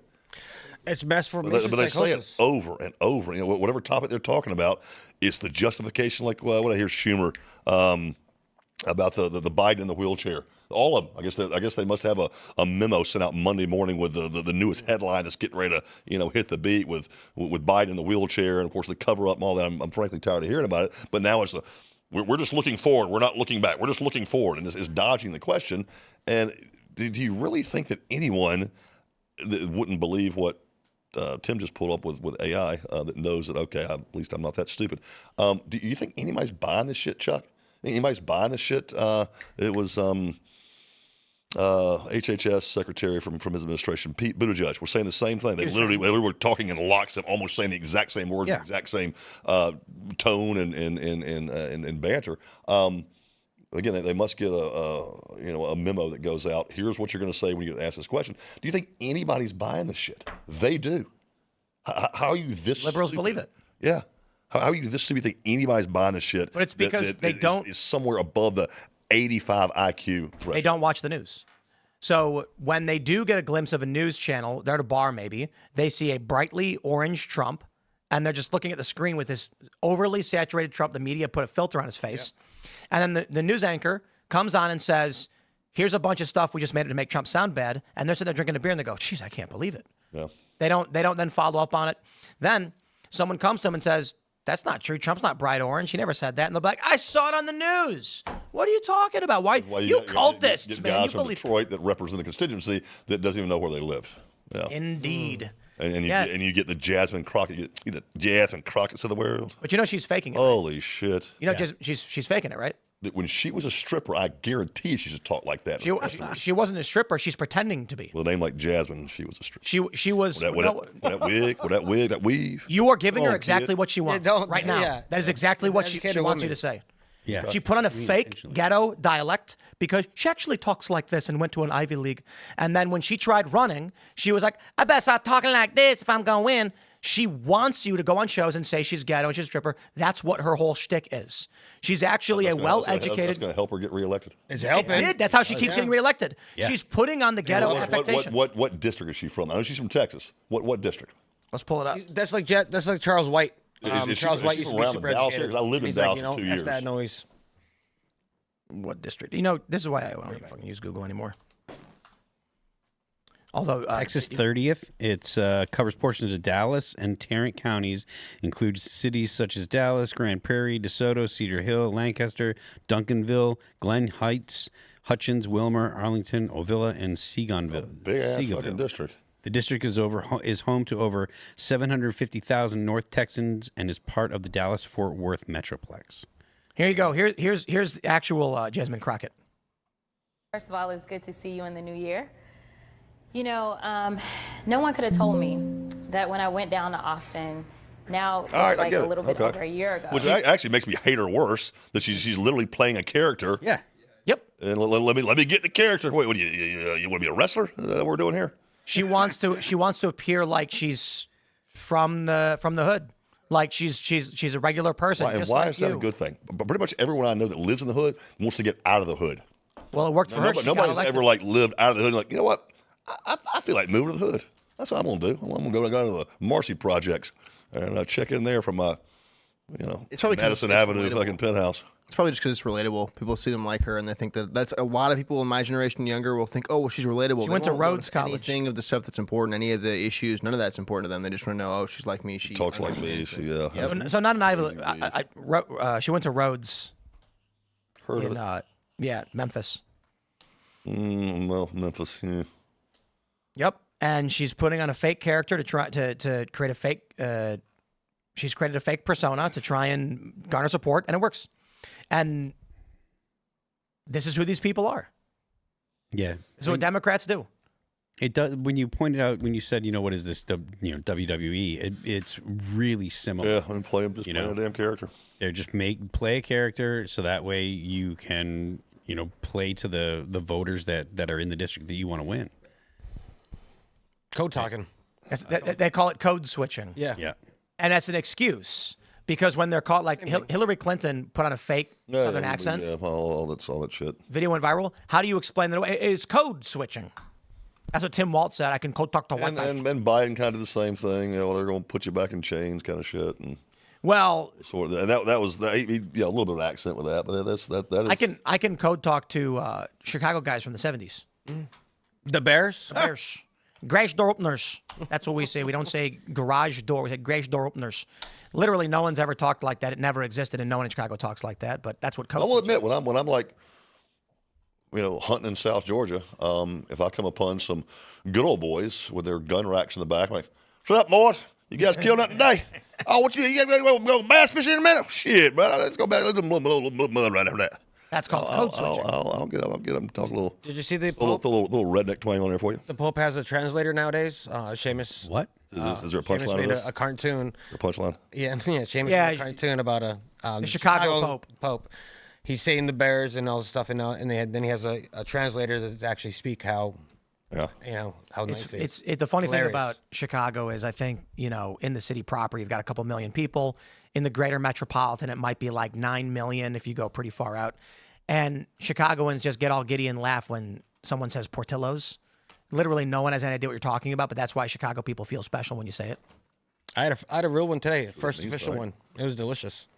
The first one? Yeah, Andy hooked me up. It was really yummy. Yeah, Andy made a bunch of Chicago-style dogs today. Yeah. Celery salt, pickle, sport peppers, Yeah. half moon tomato wedges. We got a bunch here if you want one before you go. Andy's still here. You're too old to say the word yummy. No way.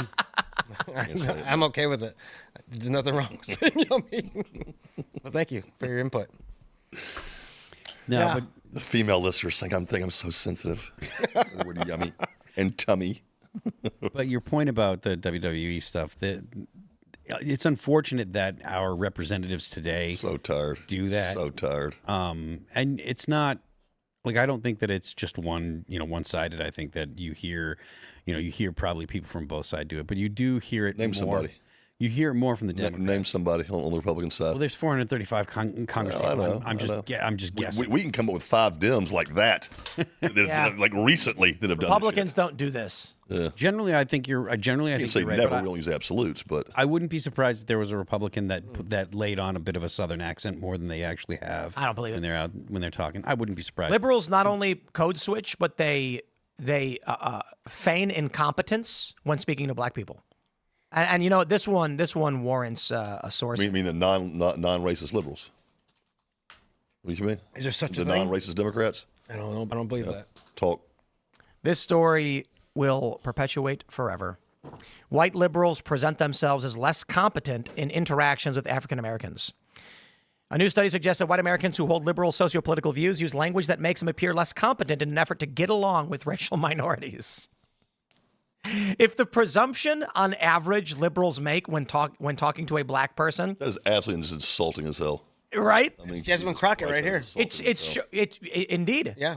So these white liberals, when approaching a racial minority, tried to sound less competent, thinking it made them relatable to a minority. What does that say about their predisposition towards minorities? And Yale did this study? That's right. Of course. They're very liberal as shit. Classic story back from 2018, indeed. I'm surprised they let that see the light of day. I mean, liberals clearly wrote it. Right. I'm surprised they've seen the light of day. And after 2020, they won. Well, actually, you know what it is? Because it shows that white people are racist. Oh. So they were sitting there staring at it in their brains. Liberal is white conservatives are racist. Liberals are they're anything that makes white people look bad, they're going to roll. And so they got it. It's probably Honky that wrote this, was they're making them, and myself included. I do it too. I'm a prick. Well, actually, it looks like it was may have been an Indian person. Jyoti okay. Matahusudana. Jyoti fucking alphabet. That's a name. Yeah, learn. Yeah. Yeah, when you're a little kid, like learning to spell your name when you're a little kid. Yeah, learn to spell. It's always 15. Condolences to that one. It took me 20 years. Don't get it wrong, son. My name is 7 letters. Yeah. Yeah. Pretty easy. Lucky guy. So we do have some info on the Diddy trial. I wish we had more to talk about. We got this from the New York Times. Key moments from the third day of the Sean Combs sex trafficking trial. Cassandra Ventura, the mogul's former girlfriend, testified that Mr. Combs was routinely violent, stomping on her face and later raping her. Someone had the video of this. Not that I'm encouraging us to show it, but if someone was all over the TV. It's been all over the internet. Oh, is it? Raping Okay. video? No, when he drags her on the floor, Yeah. and then starts kicking her repeatedly, and then Yeah, that was a big deal a couple years ago when it happened. The full edit. yeah. They said that it was the full unedited one. Now I don't know if that's from the same one from or the not. security footage. Yeah. So what do we think is going on with Diddy? Is he like Hollywood Epstein? Yeah. I know because seems so. he's a rap Epstein. He's a music Epstein. There's definitely a Hollywood Epstein we don't know about. What? Maybe you know what I mean. There's like he's not Hollywood. He's saying rap. there's like music. Because I've been not hearing, Hollywood. Entertainment. including from one of your staff, here, Different stories. that he's being charged only with racketeering. Is that the case? Is that it? I find it hard to believe. I don't think that's true. Just this came from one of your staffers, and I'm like, I'm not so sure about that. Everything I'm reading about this is nothing but about sex trafficking, about domestic violence, rape, etc. I haven't heard anything about he was laundering money. I'm sure there's more Hollywood people worse than him. So, yeah, I mean, just this one testimony alone. Multiple federal charges: racketeering, sex trafficking by force, fraud, coercion, transportation to engage in prostitution. 2 counts. Yeah, so boy. it's not just racketeering. I'm like, that can't be right. But AI told me, so I'm like, it's got to be. I googled it. I googled it. What's funny is that we hear these stories about these freak offs, and they do this stuff. It was Madison Cawthorn. Hey, that's a racist comment to him. You said they. They? That's racist right there. Yeah, we know what you meant. I know. Who are you people? What are you Yeah. talking about? Madison Well, you Cawthorn said white they're having people, orgies in D.C., and everyone said he was lying. Yes. He's not lying. Not even close. And then video came out of two gay Oh, dudes. geez. gay dudes in the Senate Bring chambers. that up. That was shared too much on accident. Did they go to jail? What? No, they got let off. Nobody cared. I think one guy got let go. I believe, if I'm not mistaken. Dude, I don't know. I love Democrats. I hate Republicans. I love Democrats. I hate Republicans. Elaborate. Okay, Democrats. You get all your Well, news from Dems. Democrats They keep you in business. are debaucherous, degenerates, vile, and evil. But boy, are they willing to burn down the planet for short-term benefits to their cause. Republicans, for the love of all that is holy, wouldn't even lift a pinky to arrest these people. That's why I am saying, man, I see the appeal in being a Democrat. You can arrest anybody who wrongs you. You can literally have, I'm not even kidding. Okay, I'm going to go off. 2 dudes having, I'm going to try and keep it a little family friendly. Doing each other in the Senate building, and the Republicans are like, oh, I don't know. Are you kidding me? You literally had when Al Green was getting censured in Congress. Yeah. And instead of facing censure, he starts singing. And then Mike Johnson's like, clear the floor. Can we clear the floor?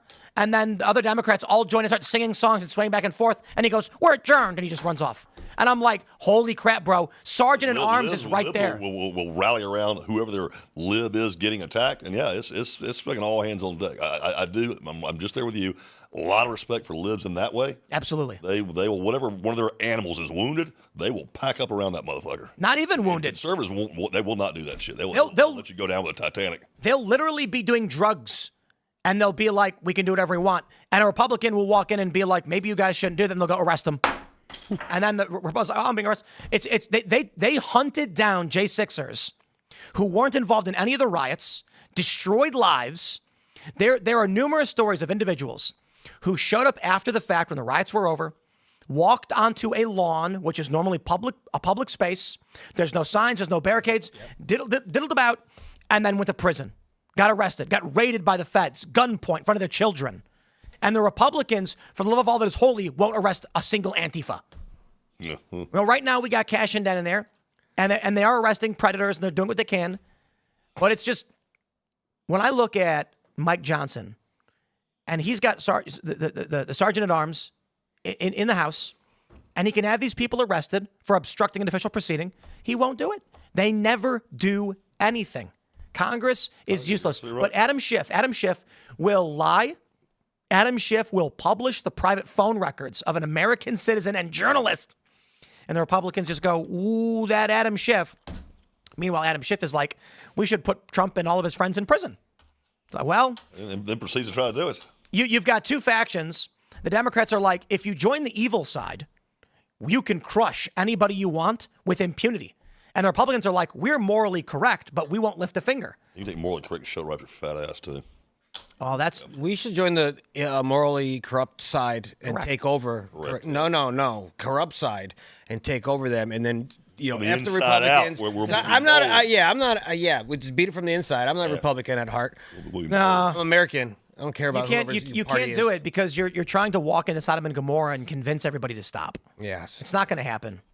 When we're on the non-live portion, I've got some ideas. Well, it involves good old boys and pickup trucks. Well, for the time being, we have Cash and Dan, who are currently in the FBI. And a lot of people are impatient, but they have been making arrests. And I think the challenge for a lot of people is that there's limited human resources. They don't just have an infinite number of FBI to go out and start arresting everybody. Any charge they're going to have to bring on anyone substantive is going to have to be I's dotted, T's crossed, all that stuff. Mm-hmm. So I'm hoping Bannon was right when he said sometime in midsummer we might see some actual arrests of corrupt individuals. I love the arrest of the Wisconsin judge. And I bet your hair in handcuffs today, walking her fat ass out the back of her courthouse. FBI's investigating Letitia James. Oh, love it. For mortgage fraud. Yeah. Extremely good. It's a slow process. Old Fonnie Willis next. Yeah. They should. Oh, yeah. You see the statue they made of her? Yeah. What? Crazy. The statue they made of her? They made a statue of Fonnie Willis? 12-foot lady in Times Square. Oh. Yeah, we made jokes about that. Yeah. I actually did a couple of fundraising speeches. What's her name? It's in my phone. I'll look at it right now. Girl that's running against Fonnie Willis for Fulton County DA. Courtney Kramer. Yeah, Courtney Kramer. Someone to root for? Young girl, went to Georgia. She's 32-ish, 33-ish. I mean, she actually she won the Republican nomination. I think the Fulton County DA has run unopposed for like 30 years. So she was the first Republican to actually run against, on the Republican side for the Fulton County DA. Didn't do bad. She lost 10, 12 points. I mean, she made a showing. This is her first time running for anything? Yeah, she's probably like 32-ish, 33-ish. Maybe someone we can help promote, maybe? I mean, she's already but I mean, next time, already sure. Yeah, I mean that was. She'll run for something again. Yeah. If you don't try again, right? Yeah. But I was balls to even make the attempt. I think there's a possibility Democrats could win the midterms simply because congressional districts are very different from national politics. But I can't imagine Democrats having anybody by 2028. The Senate map is much harder for the Democrats this year, or in the upcoming midterms, than it is for the Republicans. But I don't know what the House is looking like. I was kind of shocked to see the House. Oh wow, get that close. Yeah, in 24. North Carolina, Georgia, Michigan, and Maine. So are they really saying Maine's a toss-up? That's interesting. I'm sad to see my beloved home state of Georgia as a toss-up.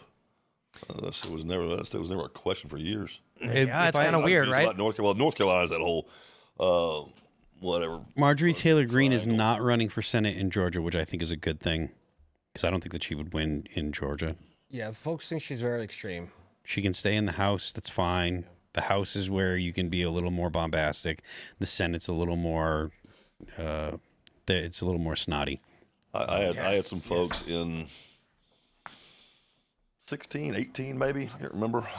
They're big into RNC in around Atlanta. Would I want to run for something? Would I run for either a Georgia seat? I'm like, no, that's when once I found out what was involved in local state politics. I'm like, I'm doing something bigger than that. It's like hell. And so I met with, I can't recall the guy's name, but went and met with a very prominent campaign manager. Met with him twice because this went on for probably 6 weeks. I went to a lot of the gatherings of the RNC, and I was going to run for, I guess whatever the district is up in around Johns Creek, north part of Atlanta. And probably the second meeting with this campaign manager, he's like, let me ask you something, John. What would your attitude be if you were in a committee room with AOC or a Pelosi?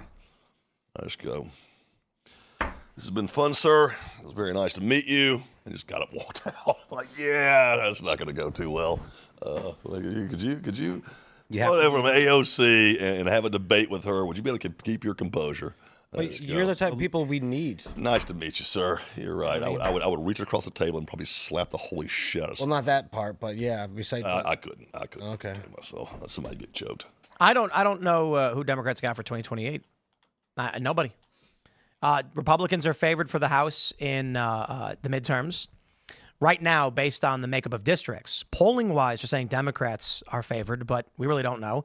Maybe the Democrats do take the House. Probably not the Senate. The Senate is much, much harder, considering the makeup of the states. Yeah. So even if Democrats won all toss-ups, Republicans still have a 51-seat majority. So that seems very unlikely. So, but if Democrats win the House, they will impeach Trump. Yep. He won't get convicted. They will they will subpoena everybody and their grandmothers. They will try and rack up. The purpose of the J6 committee and the subpoenas is to force you to spend $500,000 to destroy your ability to run your business and live your life. To make they want to create pressure where they can say, do you want to spend $1 million on legal defense or do you want to go away right now? And that's the purpose of what they do. They will do it. That may happen, but in 2028, I don't see anybody right now on the Democrat side who will be able to generate the support for our 2028 run. Not even Newsom. No, Newsom's especially not him. B-. Yeah. You know, Again, he's a governor. It's just too much negative PR they've created for themselves by just doing what they do.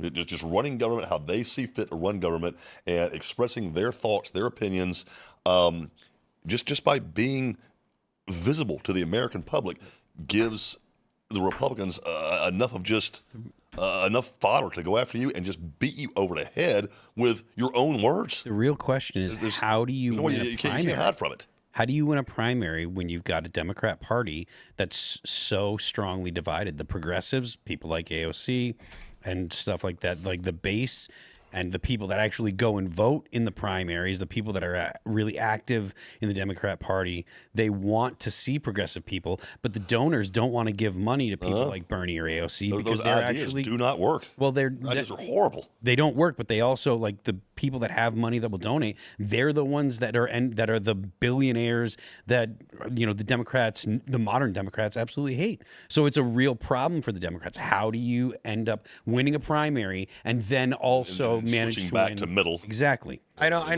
made a joke about Tim Walz earlier today, but what about the gentleman who's trying to introduce legislation from Trump's EU about Roana? Like no way. Not even close. Not even So first of all, Roana is he's in Congress. He's in the House. Sure. And people from the House just generally don't win presidential runs. Not enough name recognition. And he doesn't have the mojo. That he doesn't have the name recognition. He doesn't. 3 years. Pardon me? 3 years down the road. I'm just saying, throwing it out there. You know what I mean? Gotta give something. I'm just trying to give have a chance. He's got fantastic hair. There's no one nice else. Ass. But other than that, he's got no chance. Yep. Nice hair, good ass. Yeah, he does. He's got good ass for a man. Like I said, the situation the Democrats are in is they have to find someone that can thread the needle, that can win the base, which want more progressive policies. If you listen to people that are really progressive, the arguments they make about why Kamala lost is because she wasn't far left enough, and that's absolutely not true.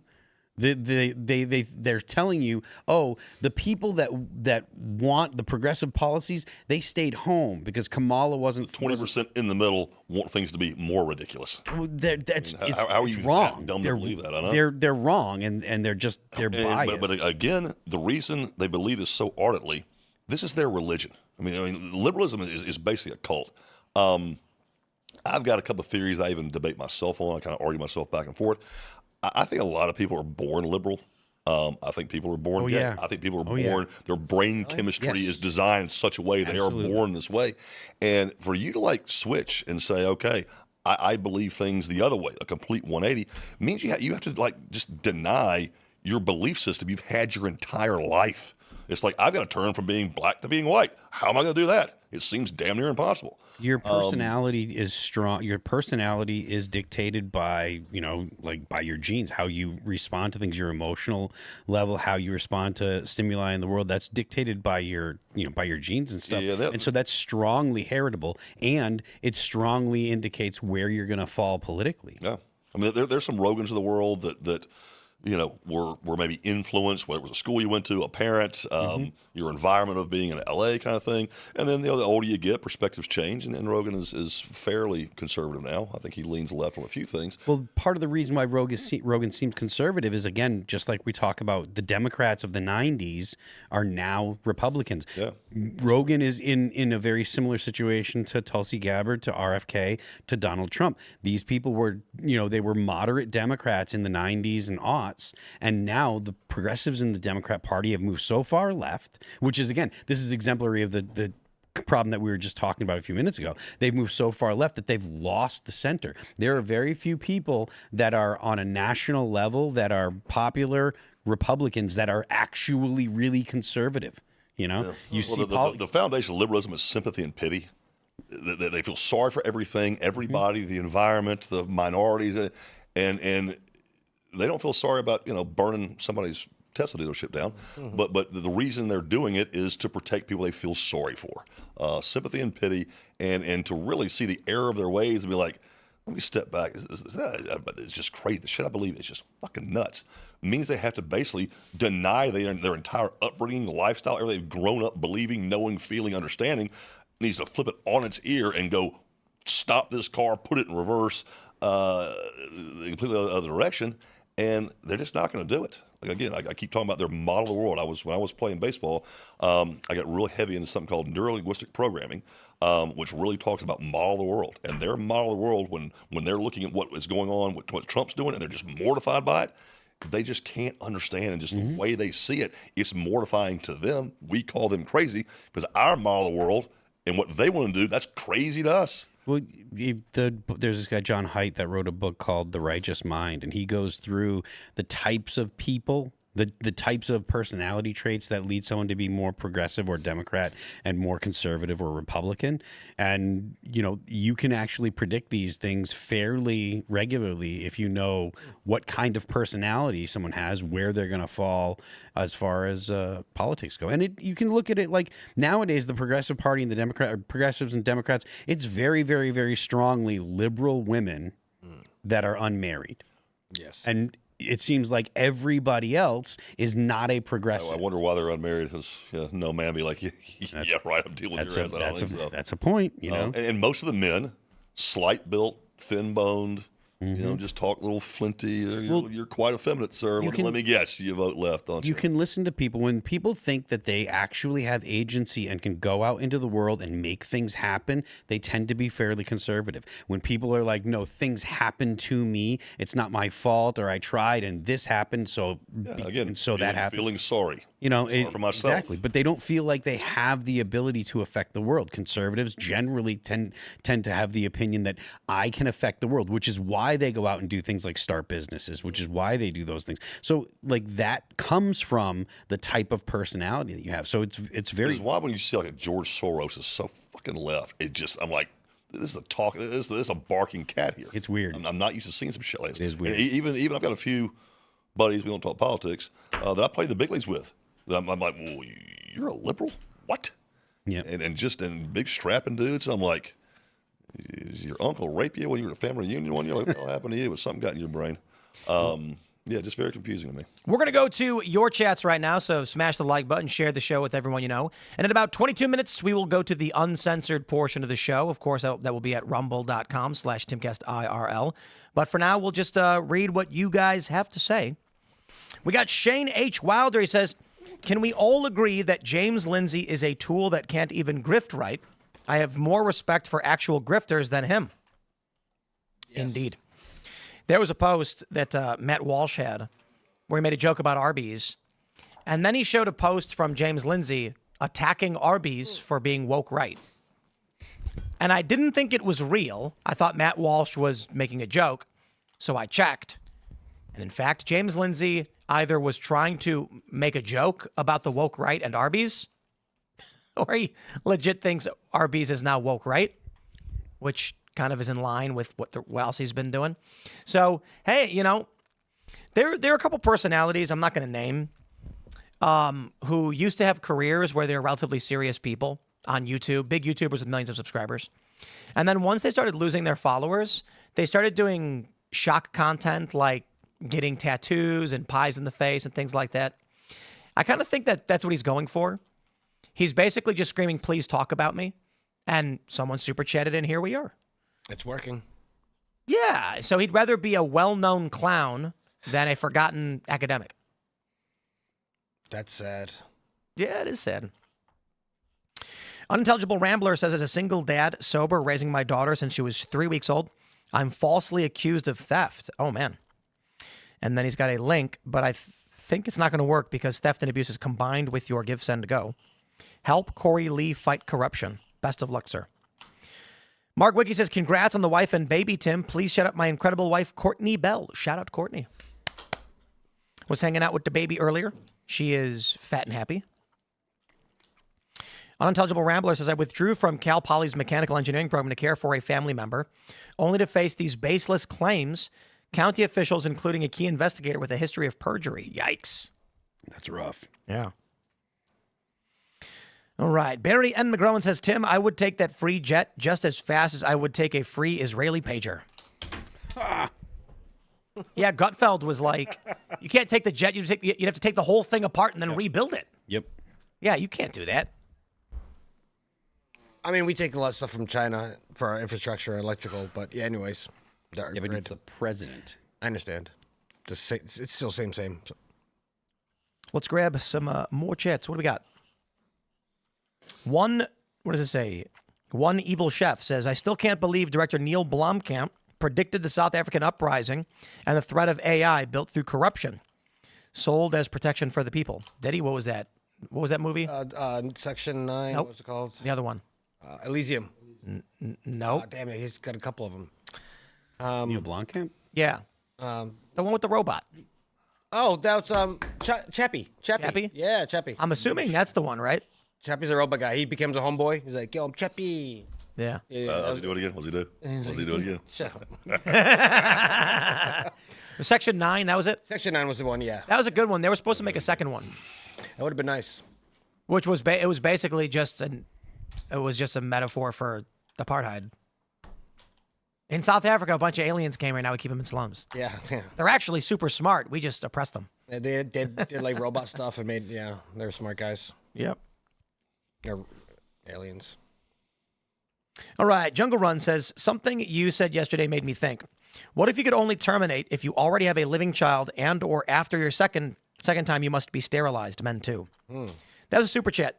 Someone super chatted that they wanted the law to be if you got an abortion, they sterilize you at the same time. I believe they actually did that on Native American reservations. Wasn't that a thing they used to do? Really? That was a plot point in Yellowstone. Something Germany may have done back in the 30s. In Yellowstone, the point of contention between the brother and the sister was that when she was a teenager, she got pregnant. So he brought her to a Native American abortion clinic, which requires sterilization, and she didn't know. So he signed off on it anyway. Yeah, so she got sterilized. I would say maybe a good idea would be passing a financial competency test. That might be a good idea. Can't afford a kid, sorry. Not snip you right then, but not going to have a kid. David Molinarolo says, South Africa has their own Harry Sisson by the name of Peter Creel. He posted a cringe racist rant that Crowder roasted this morning, worth a watch. Nice. Do you know who that guy is? You want to tell us? Because I mean, that's pretty much right. Okay. Yeah, just Harry Sisson. Let's see. Felix Carter says, Tim, you really need to understand what a norfentanyl ratio is and why it proves Floyd didn't die of an overdose, which means Chauvin killed him. Daniel Eisenschmidt's testimony from the trial explains it well. Riots should happen if he is pardoned. Whoa. He should be pardoned because the fentanyl issue isn't even material to the issue at play. One, he didn't get a fair trial. There were riots happening, armed guards and razor wire. That's your fault. Not you personally. That's the left's fault. If you're mad that Chauvin is getting pardoned, well, then the rioters shouldn't threaten the jurors and the experts. More importantly, Chauvin showed up after the fact already and used an MPD-approved training method for subdual, the other officers were in their right, according to even the prosecution, to use tasers on George Floyd when he was resisting arrest. Now, the issue is Chauvin at some point should have got up and checked on Floyd. If your argument is negligence, okay, 2 years? Is that your argument? 2 years? Because Chauvin didn't seek out George Floyd and intentionally murder a black man. He showed up to a crime scene where he was informed that a man was resisting arrest and was like six foot, whatever, huge, and that they had put him on the ground. So Chauvin said, okay, I'll do the standard MPD restraint. And his only mistake, arguably, was that he should have checked Floyd. In which case, did he do what he was trying to do? Yes. Did he do anything wrong? There's an argument that he should have checked him. But then we're talking about a mistake and not an intentional immoral action. So morally, he should be pardoned. Politically and functionally, he may be worse off. Because right now he's at a low security prison, I think it is. So he's probably chilling. Yeah. To be fair, I think the first place that he got stabbed several times. Yep. 21, you said? 22 times. 22. Jeez, man. If he gets out, I wonder if he's going to be more dangerous than being inside. My understanding is that he pleaded guilty to the federal charges. And I'm wondering if that was because he knew he'd be they told him, like, look, you're not going to win, but you take this now, you take it quick, you go to a federal facility in low security, and you'll be much safer. I can see that. That's a smart move. Maybe. Nathan Gibson says, everyone excited about Rhodesia 2 Electric Boogaloo in South Africa? Yep. All right. The Good Devil says he was pleading, if he can talk, you can breathe. It's basic biology. That is wrong. And I'm sorry, it is actually crazy to me that there are people who genuinely think that if you can talk, you can breathe. Talking requires exhaling. Breathing requires inhaling. If you are being smashed, you can exhale, but you cannot inhale. And if it limits the amount of air that you can take in, you're just not getting full breaths. Yeah. If you have your chest compressed, it does slowly suffocate you. There's this crazy story. It's really sad. Some kids in high school, I guess, were bullying some kid. They rolled him up in a gym mat and ran off. Oh, yeah. Kid died. Mm-hmm. Because these kids just don't understand how breathing works. There was another incident. Tony Hawk duct taped his young son when he was like 12 to the wall, posted on Instagram, and immediately got slammed. Every comment was, stop, get him down now, because you could die very quickly from being duct taped to a wall. It compresses your chest, you can't breathe, and you go hypoxic and just... Yep. So Tony Hawk deleted that post and was like, whoops. Friggin' skateboarders. People don't realize, man. They don't realize. Slide Tech says, look up the Kawasaki Corleo, a robot horse you ride. You want it, you need it. Get a few, guys. Really. Look it up. We just got some cool, walking on the walls type stuff going on. I think I saw a video of this. Can I actually buy it, though? I doubt it. Look how cool that looks. Robo It horse. slips and send you falling 600 feet. Just a concept. Yeah, that lady's totally all fake. fun and games. Yeah, that's That is not happening. It's not real. Nah. And we don't live in. They had that jet bike is real, though. Have you seen that one? Yeah. No. It's they calls it a speeder bike, but it's actually just a jet powered bike. Oh. Like on Tron. Yeah. Like on Tron, right? Well, it doesn't kill you. This one's with floating. things in the- Doesn't shoot lasers behind you. Yeah. You see the new movies coming? The new Tron's coming out? Yeah. Ares? I'm a fan. I'm a fan of Tron. Yeah, I'm excited for that one. They come. The Tron people come to Earth. Yes, it's gonna be. They take out the cops. They shoot lasers out of the back of their vehicles. It's gonna be fun. It's gonna be fun. Yep. And who's in it? Jeff Bridges? He's in all of them, wasn't he? Is Daft Punk going to do the soundtrack again? God, I don't know. I thought they broke up. Maybe. AI version of Cindy Morgan to play herself again. There you go. You know what I'm talking about, do you? No, sir. The original movie Tron back in the 80s. Yeah. Cindy Morgan from Caddyshack was the hot chick on the original Tron movie. Oh, okay. Okay. Just an old 80s reference for you I young guys. Appreciate it. So we did actually talk about this a little bit, but Big Cheese asks, Mr. Rocker, as a former major league pitcher, what are your thoughts on the amount of Tommy John surgeries in the majors today, and can it be corrected?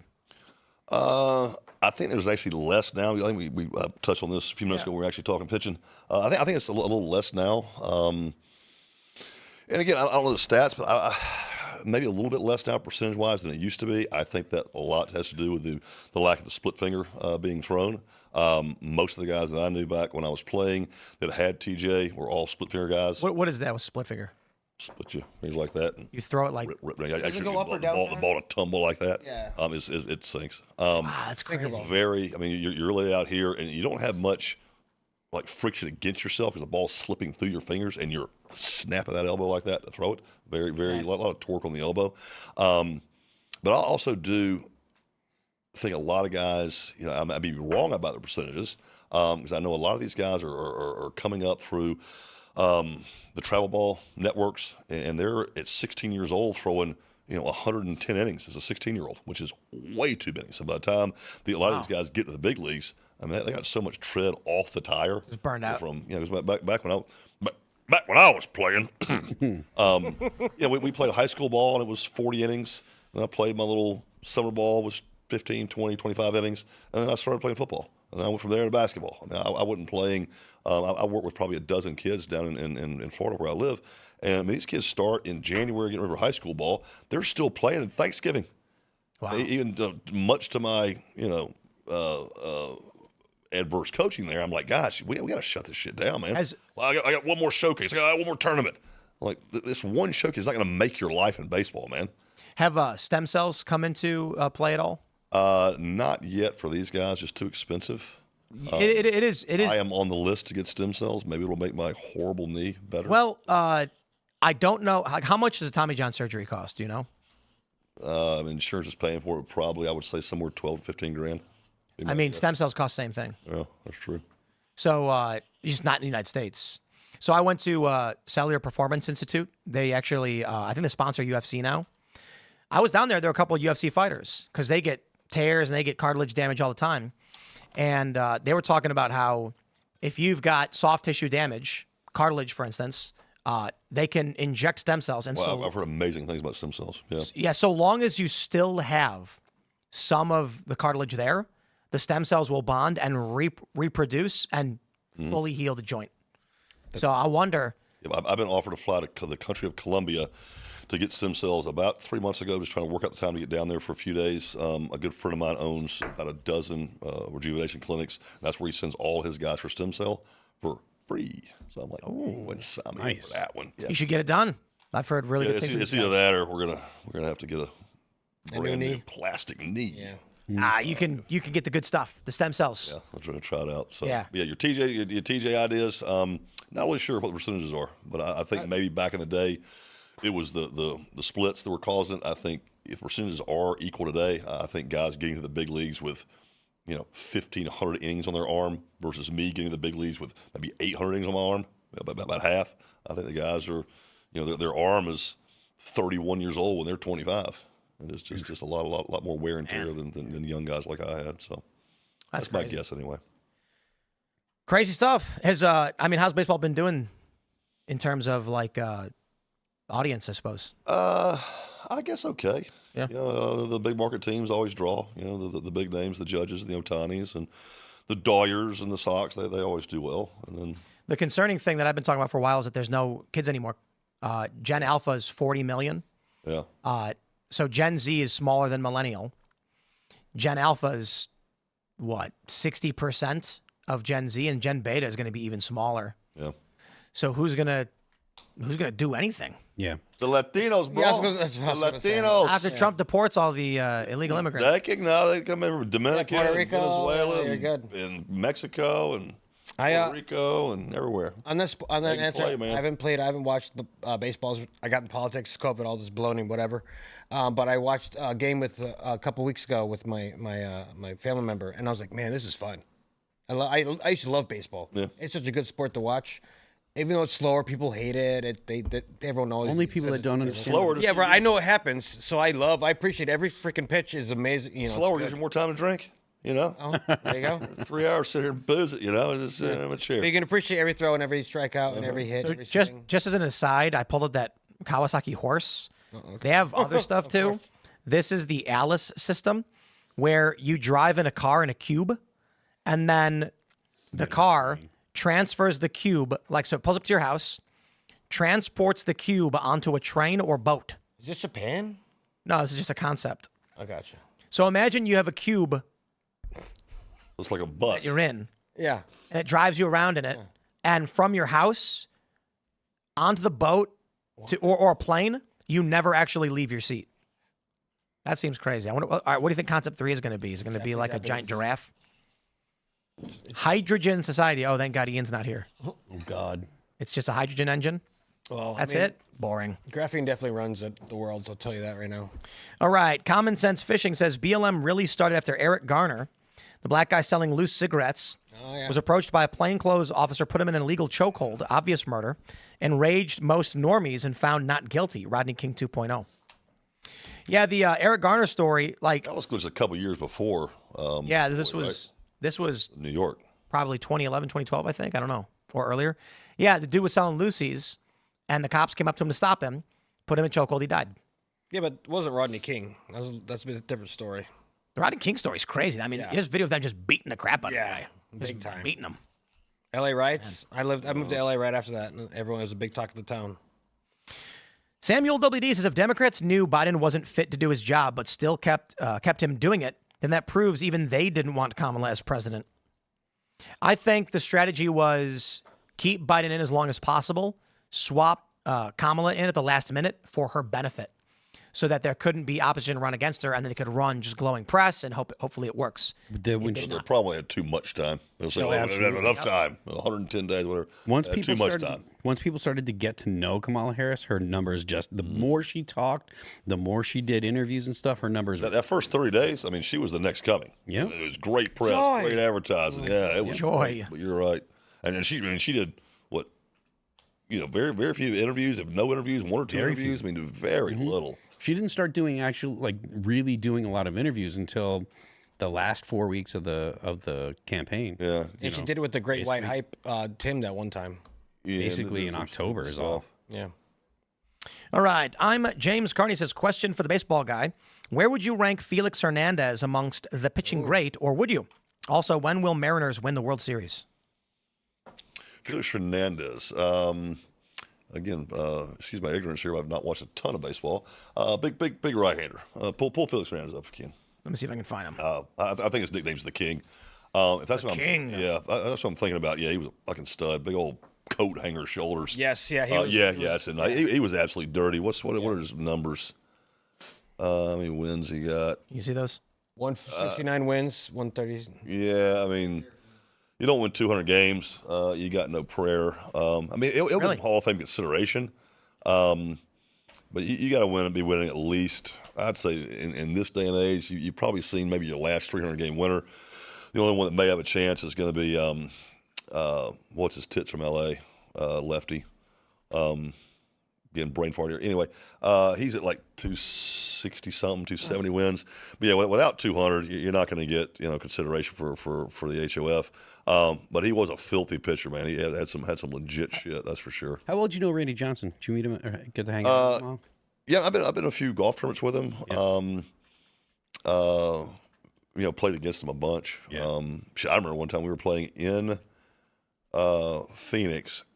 He lasted 2 1/3, gave up 9.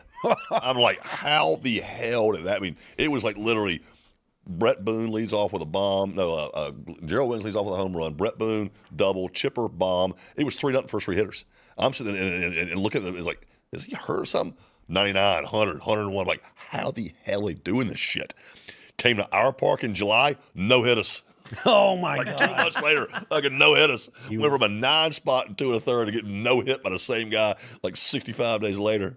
Like, that's pretty I met him a impressive. couple What times. adjustment you made, but He's been really, really nice every time I met him. that guy's just He likes to do photography, and he'll go to like rock concerts and stuff. So I saw him backstage a bunch of well, times. you saw what his Hall of Fame gift was, don't you? What? Or maybe his retirement gift. Neil Peart of Rush gave me a custom drum set. That's awesome. Wow. Badass, man. Yeah. Yeah, man. Yep. But yeah, Felix Hernandez, freaking stud, but just didn't have quite the longevity to get HOF consideration. Not legit anyway. He'll get voted on, but he won't get voted. So he'll get maybe 50%. What's the what's the age of retirement usually for baseball? I mean, depends. I retired at 31. Just however long you're body and stats can hold out. And one of them goes, you're gone. But it's a little bit older than other sports, I think, right? Basketball, football. Football, if you played 8 years, you've had a hell of a career. Especially running back. You lasted 30, you've done really well. Brady was an anomaly, and he played for like 21. 47, it was like he was. If you don't get hit. He was well into his 40s, Yeah. So, Running backs last like 3, 4, 5 years if they're lucky.